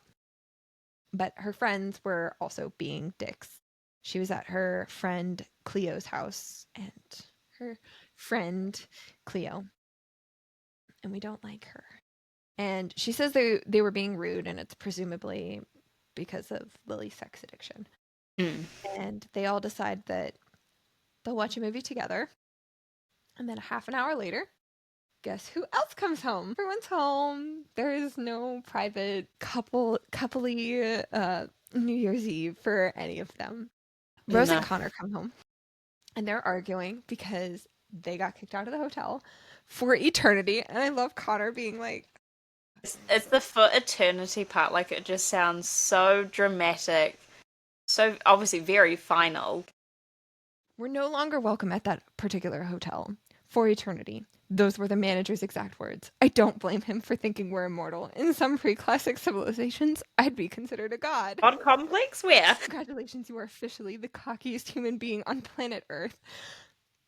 And then into this sweet moment where Lily, so she says that, and Lily's thinking, that's Iron Man. And then Lo says out loud, that's Iron Man. And Lily is just so infatuated in this moment because Lo, like, their thoughts are in sync. So she moves to him and gives him a kiss. And she notes that this is a moment that was very similar to a day in Cancun where all she wants in this moment is a kiss from him. She doesn't feel like it's a prelude to sex, and it's a really sweet moment. It's so quick, it's so small. She's like, today is a very good day. And Lo looks at her and he sees all of this in her eyes in this moment that, like, I'm so happy I can kiss you, and it doesn't mean anything other than I just wanted to kiss you in this moment. His Yeah. lips rise, saying everything that needs to be said. He's proud of me. And it's just like, it is so big. It is barely a page. It's like a third of a page of text, but it's just, it means so much. Like, they, their thoughts are in sync. They look at each other and they can have this whole conversation of like, you're doing so good in this moment. I'm so proud of you. Just, Just it's so sweet. again, yeah, like on paper, it is a moment, but the magnitude of it, the significance of it is, it goes beyond this. It goes beyond this page count. Like, it's just, this was definitely a point where I actually did like sit down and closed the book and just kind of went, oh my God. It's just, meanwhile, there is, bickering and other forms of chaos in the room, but this is their little bubble. It's just, it's kind of like time stops sort of situation there, and it's just, I love it. I love it too. Yeah, so then Rose broke a bottle of champagne and called the manager a twat. So they got kicked out of the Oops. hotel. So then we get the New Year's Eve countdown. While it's counting down, Lily and Lo are clearly just very happy that this New Year's they're actually together. This time last year, Lo was on his way to rehab and Lily had just started her celibacy period. So this is like They're in a Yeah. completely different space and they're surrounded by their family that know a lot more, not everything, but more about them. It's just a better time for them. And we love that. But after they kiss to ring in the New Year's, Daisy points out that in a couple of days they will be filmed for the reality show. Like days like, okay, so enough reminiscing, reality check. Like it's just kind of like, okay, done. Thank you. Next.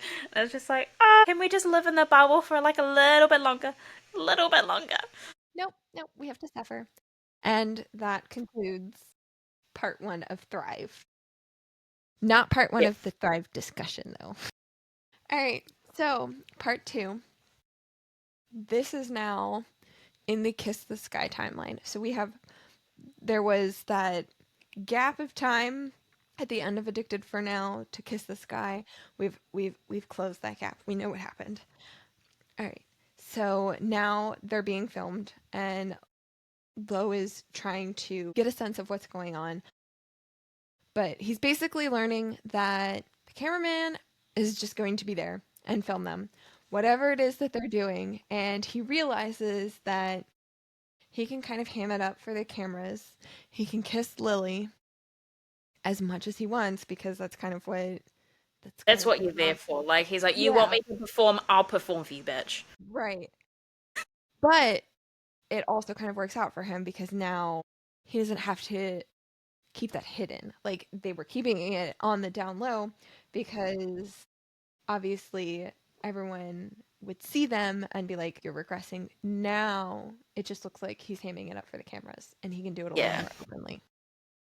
Also, it's just very, very similar to things with Addicted to You. I mean, obviously, like the sleeping with, having sex with one another in the kitchen, like chapter or two before, is obviously reminiscent of, things that occurred Addicted to You.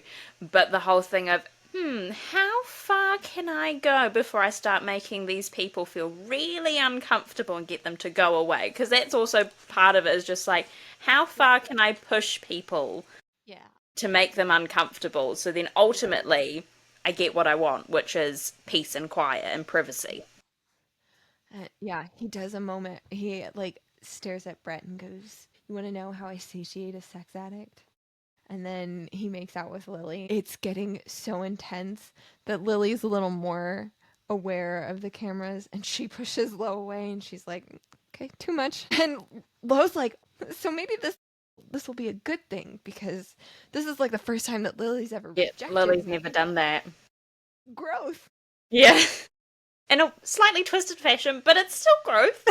Yeah, he's like, Jesus, maybe this reality show will actually do some good. And yeah, does make he did his job. He made Brett, the cameraman, uncomfortable. Also, at the very end, we get the reminder Rose sends a text to Lily about wedding planning, and we get that like cry. We haven't been thinking about it for this first part. I don't think they ever really bring it up, but now we remember that yeah, they have this wedding that they're not looking forward to in the slightest. Mm.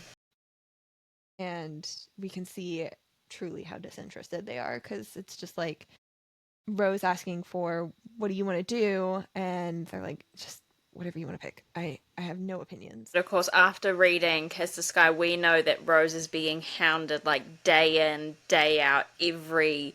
So it's like because she's the bumper Mm-hmm. between Lily and Lo and she who also cannot be named. That yeah, like she's this bumper, so she's trying to she takes on most of the wedding chit chat, but there are times, unfortunately, where she does have to kind of go, I'm so sorry to interrupt. I do have to kind of mention this Need thing. something, yeah. Like, you can just imagine her kind of being like, I really don't want to do this, but I know that I have to. Right, because she knows she's not going to get a solid answer from Lily in any case, but she needs to do it anyway. So next chapter is a couple days later, and we already knew this moment, but they've moved into a Philly townhouse because production wanted better sound quality and to be able to film them with cameras that are like installed in the rafters of the house. So if the cameramen aren't there, they're still being watched. And it's them trying to get used to the fact that they're all living together. So it used to just be Lily, Lo, Rose, and Connor, but now Daisy and Reich are being thrown into this new living arrangement dynamic, and it's different for all of them, and they're trying to get a feel for what's going on. Lily is also currently looking for bugs in the ceiling and cameras in the ceiling because she is so afraid of being filmed. That is just something that would be huge news if anyone were to get a sex tape of Lily. That's something that they really want. So she doesn't ever want to be caught in that kind of position. Production is not supposed to film them in the bedrooms, but she clearly has no trust for them because she's up there looking, doesn't find anything, but Daisy comes in and asks if she's checked out the bathrooms. And while they are walking to the bathrooms, this is the first scene that we get that happened in Kiss the Sky that we get to see in a different point of view. And this is Scott arriving at the townhouse. He's going to pretend to be Rose's ex boyfriend and live in the townhouse with them. I do love that he shows up. All they have not met Scott at this point. Only Rose has interacted with Scott. All they know is what Rose tells him. And he says like maybe 3 sentences. And Lo's like, I already fucking hate this guy. And Reich is on the same page. And I just love it. Yes, good job, guys. We all get that vibe that Yes. Scott sucks. Great. Follow those instincts. Always go with your gut. Yes, I wish they had. So then they go into the bathroom and they find out what we already know about the bathrooms, which is that it's one communal bathroom. But Lily's very, very worried about the bathroom. She doesn't want to run into Reich or Connor or Scott now and be naked and be caught that way. So she does not like it. I And mean, that's their okay. privacy has already been invaded so Yes. much already, and now this is just another level where they can't even shower in peace now. Their dignity is well gone out the window. Mm-hmm. And it is quite literally like as if Scott's goal is to humiliate, Yes, and she further does point out humiliate. that like everything that with the way this house is currently set up feels like drama bait, and that's what production Mm. wants, and she's afraid that they're just going to fall right into that trap. And then the other thing to note in this chapter is Reich and Daisy are having their flirty banter, and Lily gets this sense. She's like, "This is the way I felt when I saw Rose and Connor together." And Her this is not spidey good. senses are tingling. Her Cupid senses. She's a little Cupid, and her Cupid senses are tingling right now, and she's worried because at this point Daisy is still she will be turning 17 in a month, but she's still underage and she does not know like she gets the sense that Reich could have feelings for her sister and just please don't act on them. So she decides she sees this, but she also understands this is something that she has to keep secret from everyone. She can't even tell Lo what she suspects because she knows that he would lose his shit if Yeah. she even shared her suspicions. Okay, so they next chapter is them continuing to be filmed. They go to um, the museum, and Scott hands them a script so that they can, because it's obviously reality. Yeah. And it's so corny and cringy, and they're not going to do it. And they tell Scott they're Mm. not going to do it, and they just And again, it's just to further humiliate. Like, Scott's the worst. Production's worst, but they wind up getting in an argument with Scott. Scott just like is trying to figure out what buttons he can press with Lily and Lo. And one of them that he presses on is like, how's sobriety, Lo? Or how's sobriety, Lauren? Are you doing okay? And Lo is just like, nope, you're not fucking asking me about my sobriety. That is, Yeah. no, you are not privy to any of that information. And Lily pulls him away and can sense that Scott's trying to provoke them. And Lo is struggling because he's reaching this point where he would fight back. He'll fight with his words. And Lo so badly wants to fight, and he can't because they need this. Like, they need the show to work. He can't Yeah. ruin that. And also, this guy is in charge of editing for the show, and like, you don't want to. He doesn't want to be edited poorly either.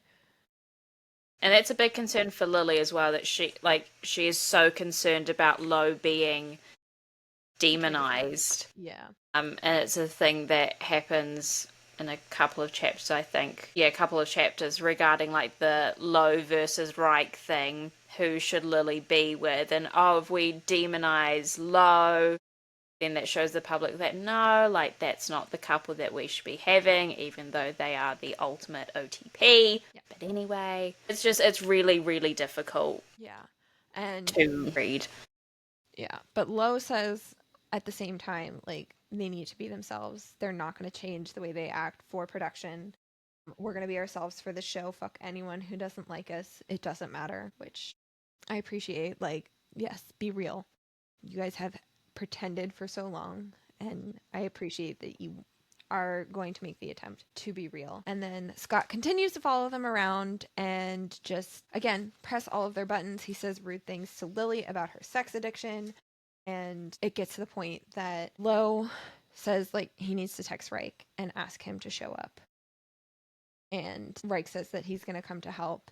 And he can tell that Lo is struggling because he's like, don't drink. And Lo is like, I won't turn this bad day into a terrible one for me, but really for Lily. But really for her, fear of failing Lily, it motivates me in ways that no one can understand. Trust me, we all understand. We all know that that is the way to get Lo moving. Light a fire under his butt. And then this chapter. So they have, like, they're still at the museum. They're waiting for Reich to show up. They've separated themselves from Scott.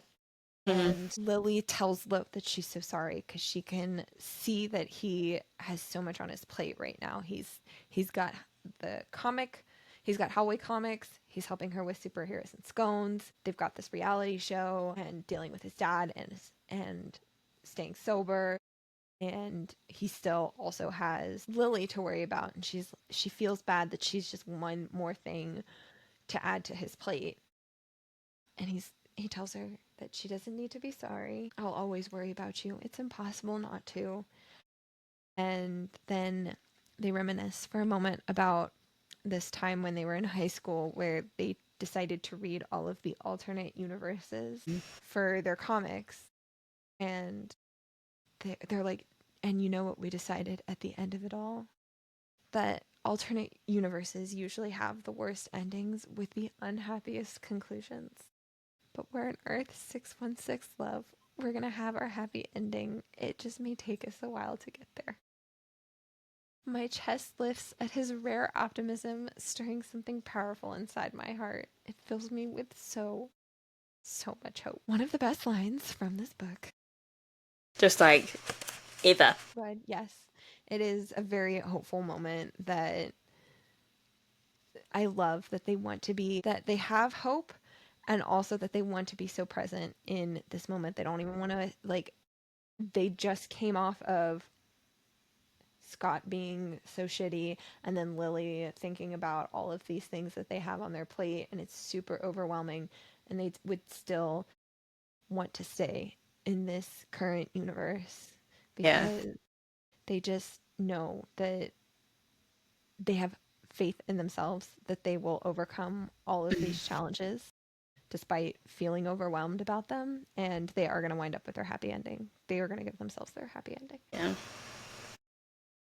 I also just always love like the kind of the superhero aspect with them, because obviously like Rose and Connor, like because this is Lily and Lo's story, and they just seem from the side, and they always see Rose and Connor like kind of like in their own bubble, conversing. But it's like this is it's their version of it, and it's just also I think because I understand more of the references. My French isn't immaculate, so it's just sometimes you're just yeah. I get them. They're my people. I love them. But yeah, I think the notes that I had for this is just superpowers. That is all I've got. Superpowers. They do. They have superpowers. Okay, so then we get another chapter that we have seen from a different perspective. From Connor's perspective, now we get it from Lo's. It's the guys, they're downstairs trying to find a rat that got caught in a trap in the townhouse. And it's essentially just a conversation between Lo and Connor that Connor wants Lo to be careful with Lily and use a condom. It's interesting to see the way Lo is perceiving this conversation, because we know from Connor's perspective that like Connor understands that Lo needs to feel like someone is in his corner. So even though Connor is asking him to do this, he's going to give him a selfish reason for why he's going to ask Lo for this, because that's something that Lo would, I can't remember exactly how Connor put it in that book, but Yeah. Connor's going to give him the selfish reason because that's something that Lo would understand and feel less like Connor's ganging up on him. Yeah. And yeah, it's just it's just one of those chapters that's very interesting to be able to see two different perspectives and how Mm. each character takes takes the moment. And then at the very end, it's just also we see Lo upset because Scott is still being a dick to Lily, and he wants to kind of retaliate against him, like take the rat and do something not nice with it. You know what? Wright is fighting for his life to get this rat. Yeah, there's also another quick important thing to mention with that chapter. The rat's down in the basement and Daisy was sleeping down in the basement, and Mm. so they suggest like Daisy moves upstairs, and Lo is just like he's hesitant to have her upstairs because then she'll be around the rest of them, and what he really wants is for her to keep her distance. He has this notion that he says maybe she can grow up normal, have a real peaceful adolescence that none of us really had. And that is a sweet sentiment, Lo, but at It's this point it is too late. way too late.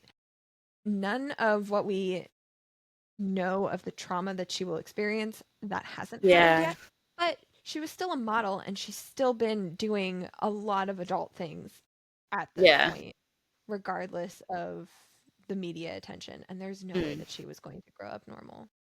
Yeah, because Daisy is perceived as older by basically everyone, whereas Lily is the opposite. She's perceived as younger. So it's just like, it's like I understand and I appreciate and love the sentiment, but it's too little, too late. Yeah.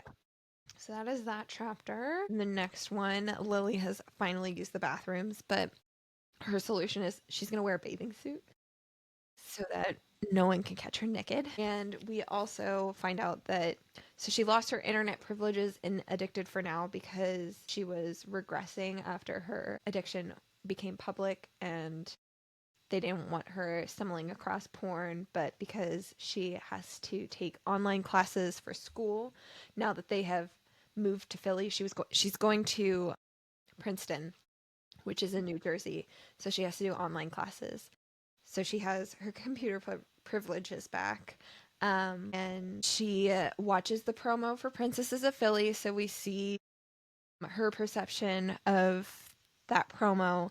And then she comes across this Celebrity Crush article, and it has a poll of who should Lily pick, Lo or Reich.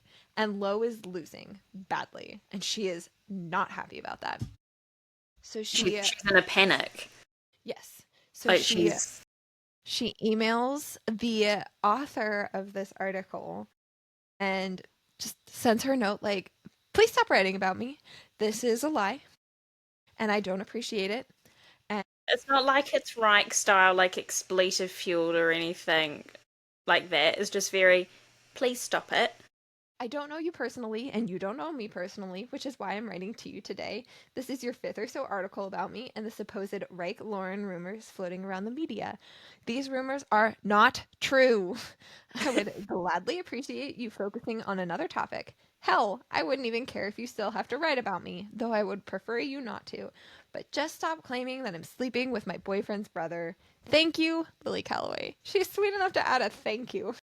I know. I mean, that's like me though with emails where I'm just like, have a lovely rest of your day. And I'm just like, Yes. Okay. So she sends this email.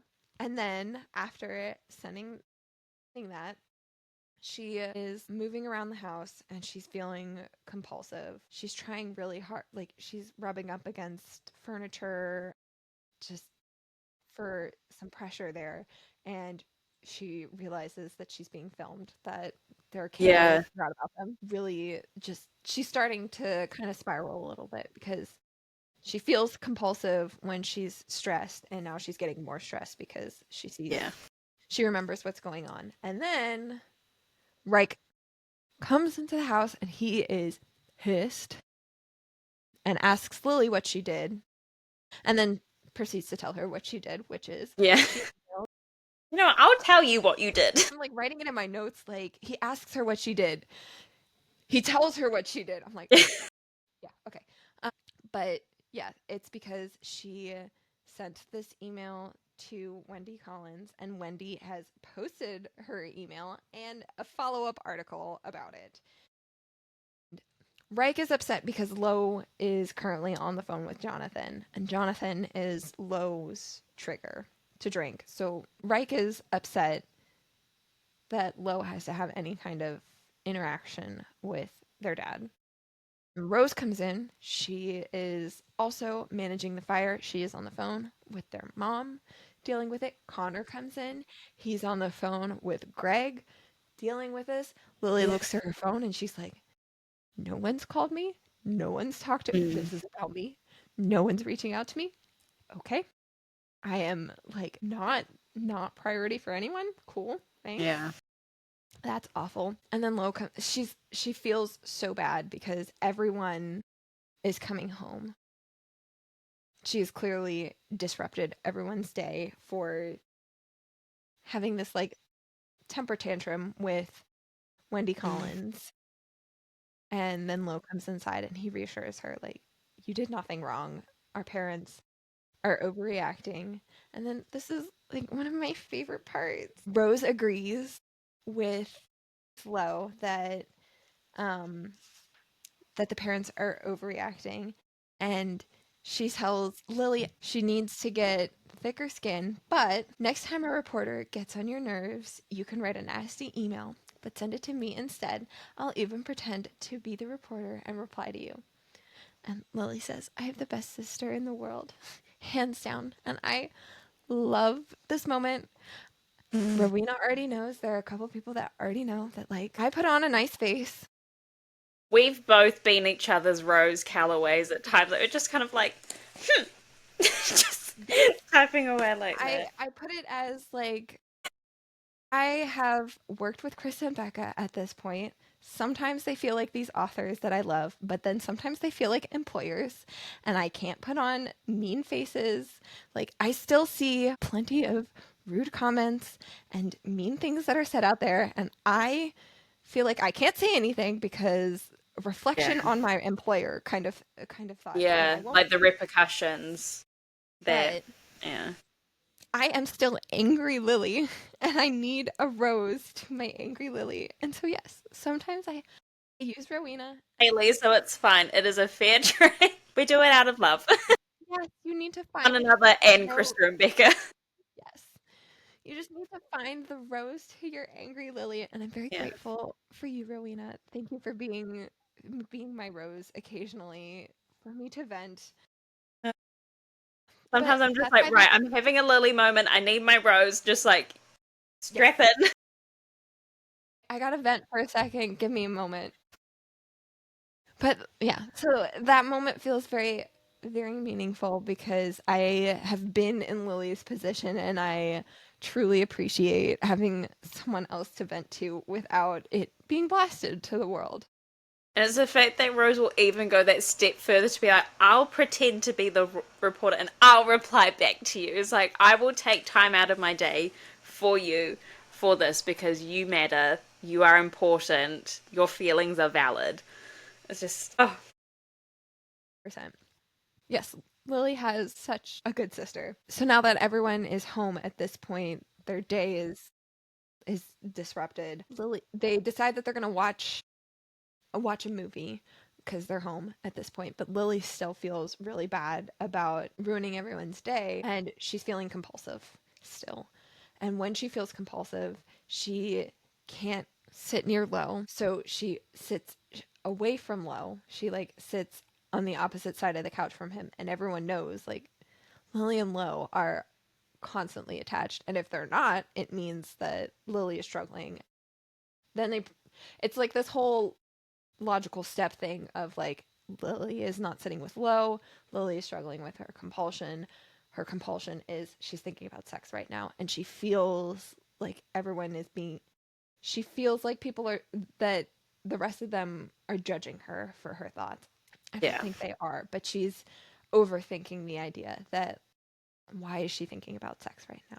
This is but that's just the way her brain works, and Yeah. I'm pretty certain they understand that. It's just awkward because it's a more taboo topic and they can't just like help talk Yeah. her Like out it's of different it. if it was Lowe's addiction that was, kind of like the topic, just the nature of Lily's addiction. It just automatically makes things awkward. Yeah. But she can see that Lo is worried about her and she wants him to comfort her in this moment, which is a big thing because again, it's like mentioned before. Sometimes he's going to show physical affection for her if she wants to be comforted, and she has to understand that it's not going to lead to anything else. It's just Lo wanting to reassure her, and he does it physically. Mm. And she wants to give him that chance and her that chance to be comforted, but she doesn't know how she'll take it because obviously she's still feeling anxious and it could cause her to want sex. Mm. But she's like, I realize I won't ever know if I'm strong enough if I don't try. That one thought propels me to my feet and cuts the thick, silent tension in one move. Everyone looks to me, but I focus only on Lauren Hale. And she walks over to him and allows him to comfort her. And it's a big moment for her. Mm. I love seeing her. Like, we know that it feels like they're taking some steps backwards with keeping the blacklist a secret, with having public sex, Mm. with cutting out their family, with some of these big things. But then we see these other moments where she's very clearly taking steps forward in her recovery. Yeah. And I'm like clinging to those moments, like Yeah. try and forget all of these other bits that stress me out. And yes, I'm so proud of the growth that she's going through and her taking these big steps. Yeah. So then the next chapter is the premiere of Princesses of Philly. It's public humiliation and It is. it makes me so angry.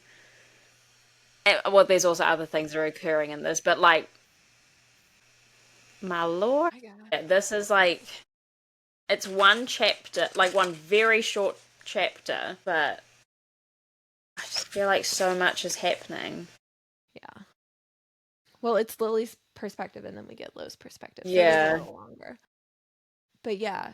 So we get the premiere. This is before it starts. They're waiting around for it to start. We already know that Samantha and Greg are holding a party, a watch party for this premiere. So it's all of their socialite friends, and they're all going to be like Samantha and super judgy. And they're just not people that they'd want to be around. These are not the right audience for this reality show. But they're all there, and we're gonna all suffer through it.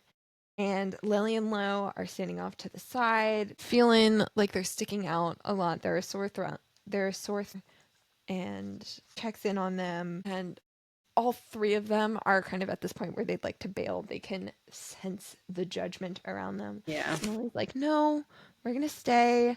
I want to support Rose. This is very important to her. And I want to be there for her. So another big moment for Lily of like, I'm going to be here. I'm going to be here for her.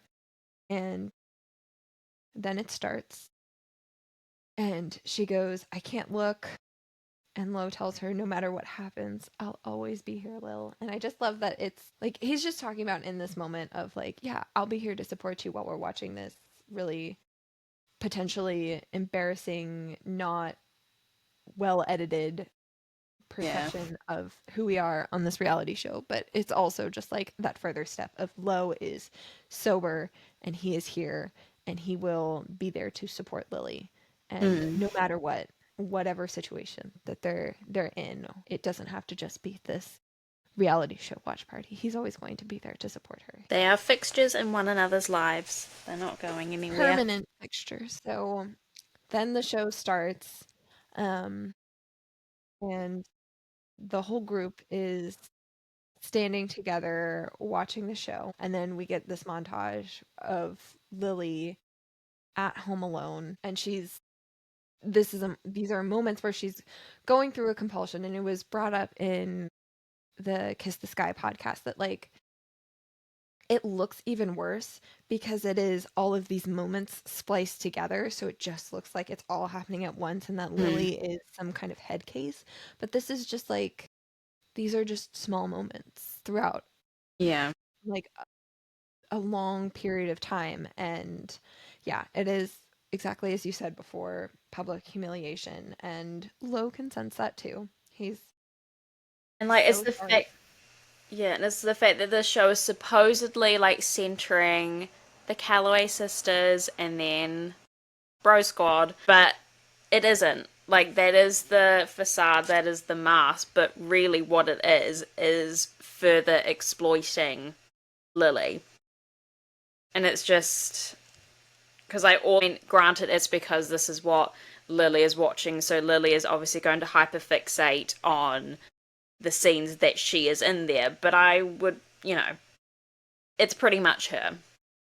That is what this whole viewing party is, Yes, and it's that's all just they. Yeah. And so she hides under his shirt, which is that's a thing that Lily does. She hides under Lo's shirt and he is looking around the room feeling truly murderous towards anyone that casts shame upon her. And they also I think Lo starts to get the sense there's a point with the show where they ask the guys, do you think Daisy is as sexually active as Lily? And he can see that like crap, they're going to try and paint her as a sex addict too. Like no one is safe from this kind of humiliation. Like this is so awkward talking about my girlfriend's little sister, but they're going to air that and everyone's going to have to hear about this. And when they talk about that, it's obviously an awkward moment for Daisy too. And she gets up and looks like she wants to leave, get some air, because that's something that Daisy does. And Reich is paying attention to her, and Lo can see that Reich is paying attention to her and is wondering if Reich is going to go after Daisy. But this is something that Reich kind of has struggled to balance. And in this moment, mm, he's going to pick Lo, and he tells Lo, like, no, I'm not leaving you. And mm, it means a lot to Lo in this moment because he knows how much shit he's given Reich, and he has given him every opportunity to just fail. yeah, This is not like Lo is not easy to be around, and it would be so easy for Reich to just be like, I'm done and leave.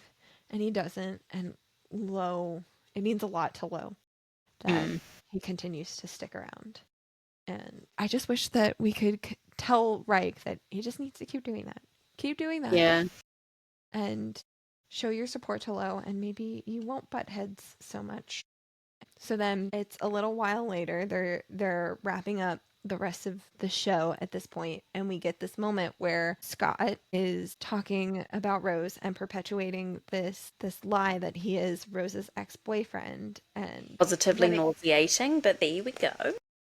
and then it cuts to Connor, and he's talking about Rose, and it's a really bad edit. Like, we know from Kiss the Sky that this is a bad edit, that they're cutting Connor's words together, but it comes across that he is very cold.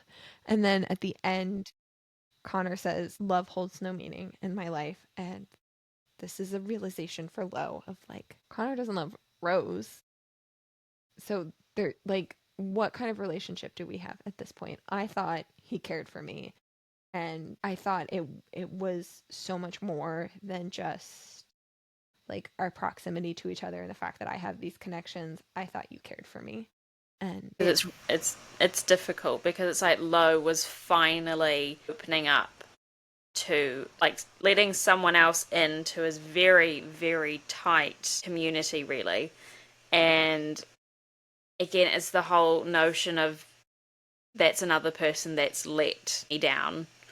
Um, yeah, and I think it's interesting too. So Rose defends Connor, mm, and Lo starts wondering if she's being manipulated, um, like if Connor's manipulating her, and then is Connor manipulating Lo, which is what Reich suggests. And then Connor's explaining that he's too much, and you can't stomach what I have to say because you won't understand it, and I know that hurts you.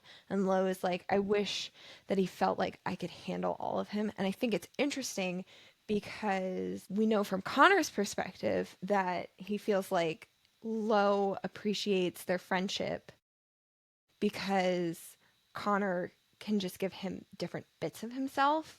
So like in that conversation where he was telling Lo use the condom, and he was giving him the selfish reason for why he was telling him this was not, it was just like this tiny bit, and Lo's over here like, I actually don't appreciate it when you do it. Connor thinks that Lo appreciates that that's the way yeah, he treats him, but Lo's over here like, no, I actually don't appreciate it when you treat me like that. I like knowing that I have all of you, that you're being genuine with me. mm, And I think it's interesting to see the different ways that they actually really want to be treated, that we thought this is how the dynamics between the guys, that's how they are, but actually mm, like Lo would just really like you to be as genuine as possible. And it's so reminiscent of Rose and Connor, because we in Kiss the Sky, it's also Rose being like, I don't want to play your games, I want you to show me your real face. And Chloe is like repeating the same things that Rose yeah, gets from Connor. It's like, so the Kiss the Sky, like the love story between Rose and Connor, and the yeah. love story between Lo Well, and it Rose. is. It is the. I feel like honestly, like Lo and Connor for me are probably like the ultimate bromance They are. ever. No one will ever top the Lo and Connor bromance because they're so beautifully themselves. Even though at the moment they're still trying to navigate, trying to be 100% real to themselves and then to one Yeah. another. Because again, vulnerability is like a huge, huge thing. I mean, in the series as a whole, but I feel like because yeah, it's It's like things. explicit in this book too. It's Yeah, very, very important. the heavy Yeah. theme. Yes. And then at the very end, Rose is leaving, and Connor's staring at Rose, and Lo can see like, oh no, Connor has it. Connor's down bad. He is Yeah. 100% in love with her, and he just can't see it. So next chapter, Lily and Lo are walking down the street to attend a fashion show that Daisy is in, and Reich is with them. And obviously, because it's the three of them, paparazzi are hounding them, and it's causing Lily to have like, Lily's just having a bad day because Yeah. because of all of this. So she's feeling very compulsive. And when they arrive at the event and sit down, we can see more of it. Lo like puts his hand on her thigh, and she's like, "Can you move it up?" No, no, we're in public. He can't touch you like that.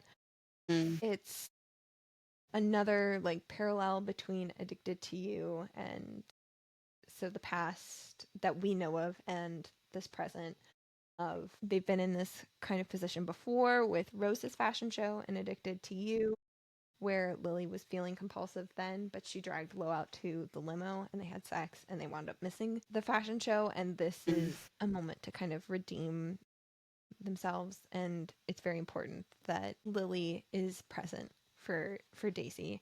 So Lo helps recenter her and try and refocus her mind elsewhere. And then Daisy comes out, and Lily can see, she notes that Daisy is just so captivating. The audience can't take their eyes off her while she's walking down the runway.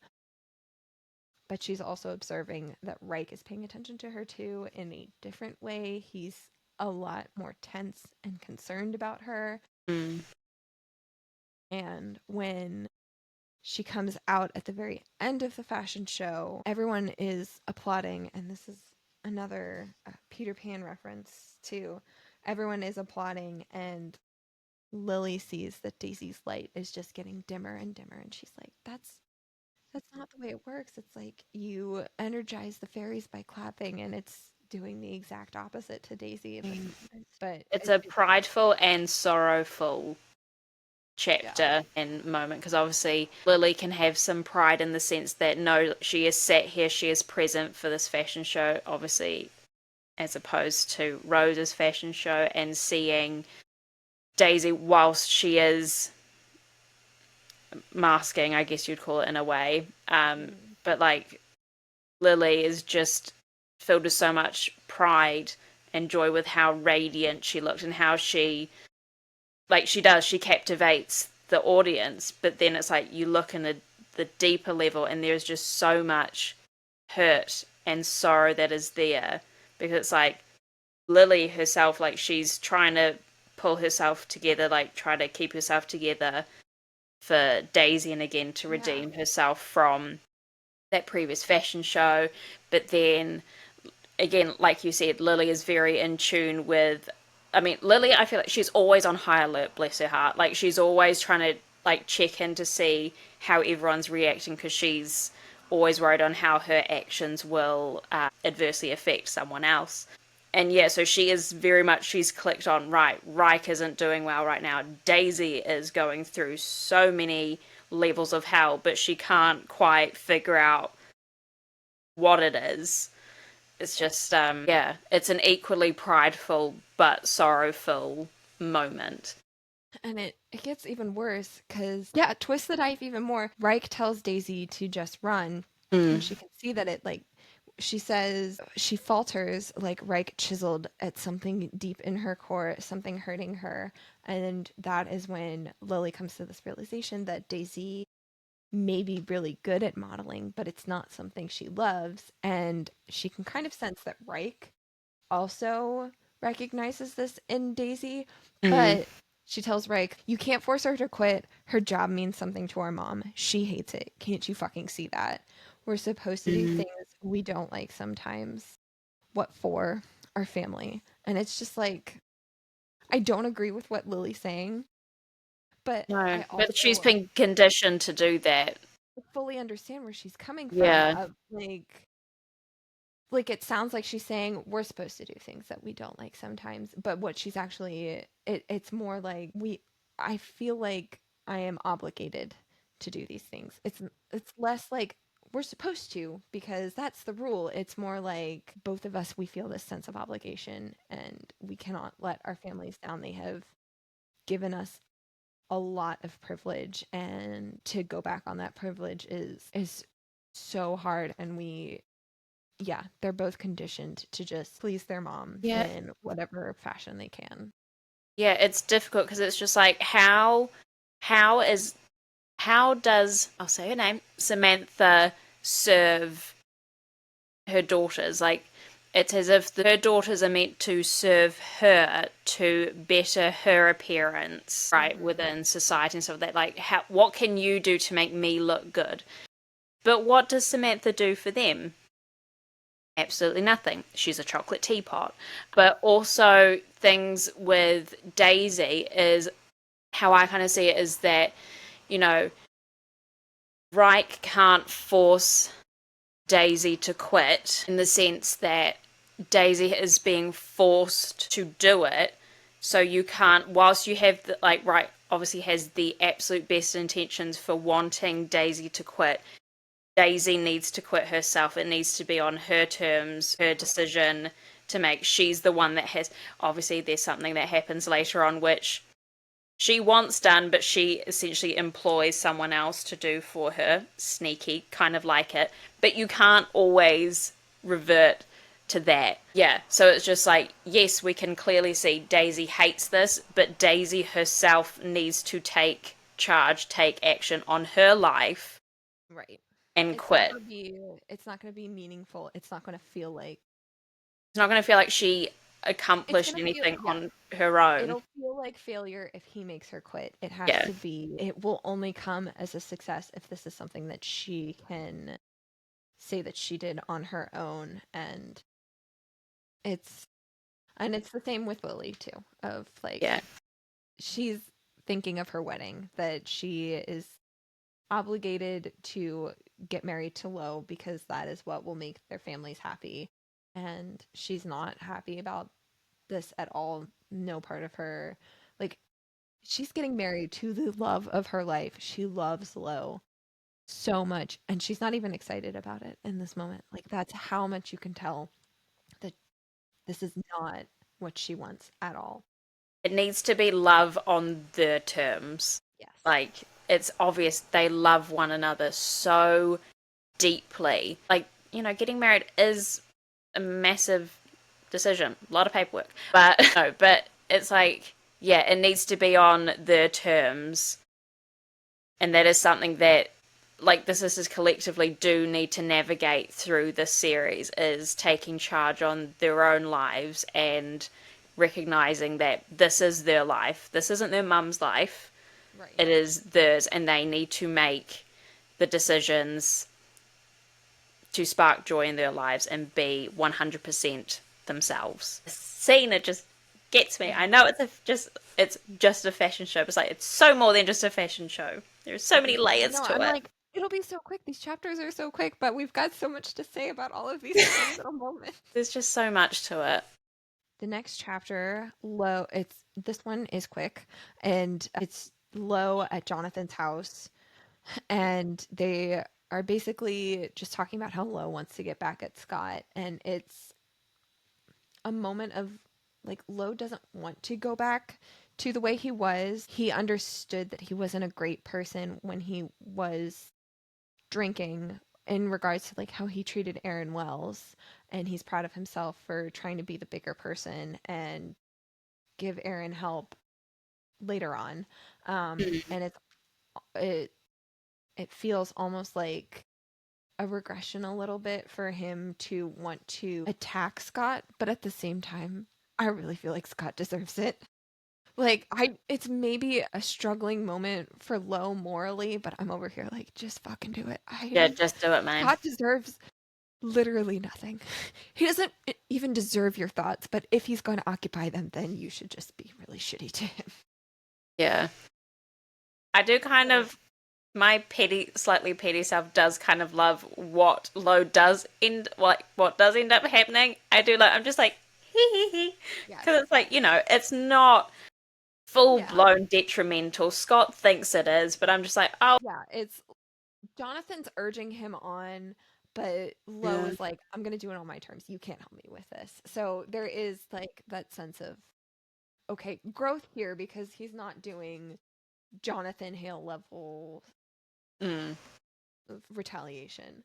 So next chapter is Lily home alone again. She's reading a comic book. It's a new comic book that Lo ordered, but she's home alone and wants something to do. So she starts reading this comic book, but then starts fantasizing about Lo. And he suddenly appears and he is very horny and wants to sleep with Lily. So they do. It's just there's like this sweet banter between them at the very beginning where he's like, I wanted to come home and see a girl. And she's like, just a girl? Like, do you have a Just like, specific one in mind? And then he describes her as like, she was crying over me the last time that I made love to her. And she was like, It was salt sweat in my eyes. It's a thing. You know nothing, boy. Yes. Okay, but then they have sex, and then afterwards they're getting put together, and Lo suddenly notices the latest edition of Uncanny X-Men that is sitting on the bed. And I just love the conversation. Do you remember that time we had sex and it was so good that I didn't ask for any more? What, you mean like 5 minutes ago? Well, yeah, well, turns out we may have been doing it on one of your comics, which just makes it more awesome. I love her. But then Scott knocks on their door and we discover he wants to talk with Lo, and we discover all of the things that he was doing to retaliate against Scott, which is deleting all of his important contacts. He changed the autocorrect on Scott's phone so that whenever he would say the most common phrases like the word yes, it reformats to say cocksucker. No is now blow me. And the phrase I'm on my way is retranslated to I want to smell your asshole. Oh my god, So Lo. juvenile, but I love it. So juvenile. And also, he put cat shit in his shoes. What a shitty situation. Oh. Yeah. And Scott is pissed and so he retaliates back at Lo. He hands Lo this bottle of whiskey, and all of a sudden there's a scream and Lily is chucking this bottle at the wall. It has exploded. I'm so proud of her. I love, Yeah. like, they are absolutely, we can question whether they are at the right spot by breaking Lily's blacklist and Mm. keeping secrets, but this moment I'm like, no, there's no way they're enabling each other. Like, we can question whether their methods to the way they think they should, the way they're approaching their recovery is questionable. We can Mm. question whether that is necessarily the healthiest way, but there is absolutely zero way that they are enabling each other while they're doing this, because Lily's over here just, and Lo, what does he say? She says, don't you dare give him alcohol like it's nothing. Lily Calloway, did you just offend me by throwing perfectly good booze at a douchebag's head? Yes, I'd proposed to you, but I already did that. I love them. Yes. Big, good moment. It's Yeah. fuck you, Scott, but thank you for taking care of that.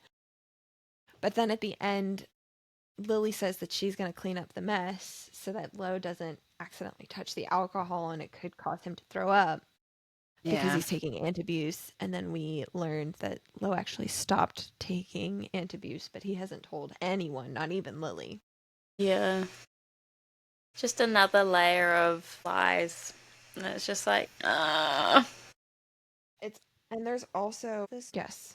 And also at the very end, um they agree that they can't tell Rose that Mm. Scott is fucking with them and their addictions. And one, I think it's interesting because we know that Rose and Connor and Reich and Daisy are keeping secrets from Lily and Lo about what's going on in Yeah. their lives because they don't want to hurt them. But Lily and Lo are also over here Doing the keeping secrets same. from them. The other thing is that Lo is the one that says the moment Rose knows that he's fucking with us, she'll want to end the show. And it's Lo being like, no, we can't do that. He wants to help her too. Yeah, it's like, it's one thing, Lily, like, signing herself up for all of this pain and anguish and humiliation for the benefit of her sister's happiness, her sister's business. It's a complete other thing when Lo, because again, like, because there is that,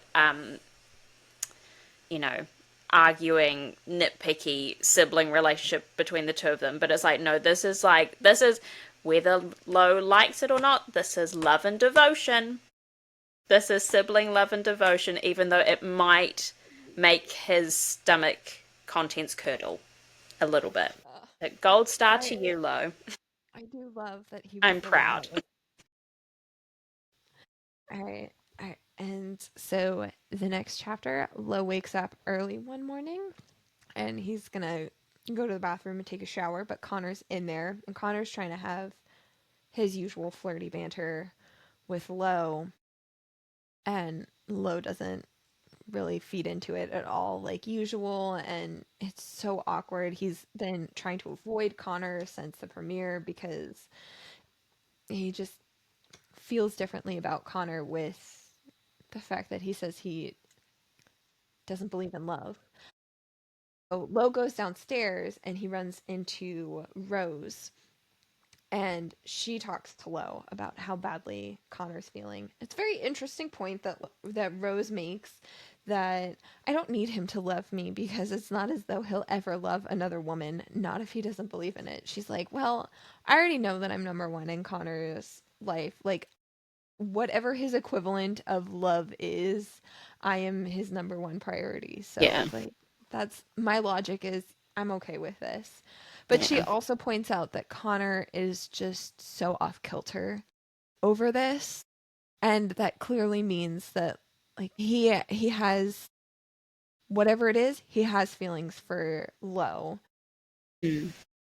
where now that their friendship is kind of on the outs, it's affecting him, and that means something. Connor is not usually affected like this, and Lo needed to hear That's this. cracking. Yeah, he is. Yeah, and Lo says Connor won't apologize or say he's wrong, not if he believes he's right, but the fact that I frazzled him in some way, that means he cares about something other than just himself. It has to mean that our friendship is real. It is real. It is Yes.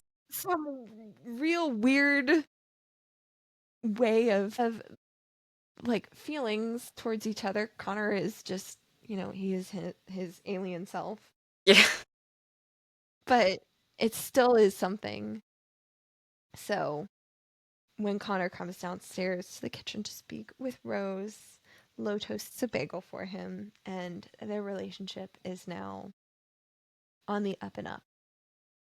It's yeah, the bagel is like this unspoken white flag of okay, Yep, this is my like olive we're branch. good, but I'm not gonna what is it like not gonna butter it or whatever it is. Like, look, I did most of the important stuff for you, but like you're a Yeah, big boy, you can do the rest. I believe you in gotta you. meet me halfway here. Yeah. I'm not doing all the work here. So we're gonna call it here for the end of Thrive Part 1, and we will pick up with the next part of the Thrive discussion in the next episode. So until then, continue to stay addicted to Chris and Becca's writing like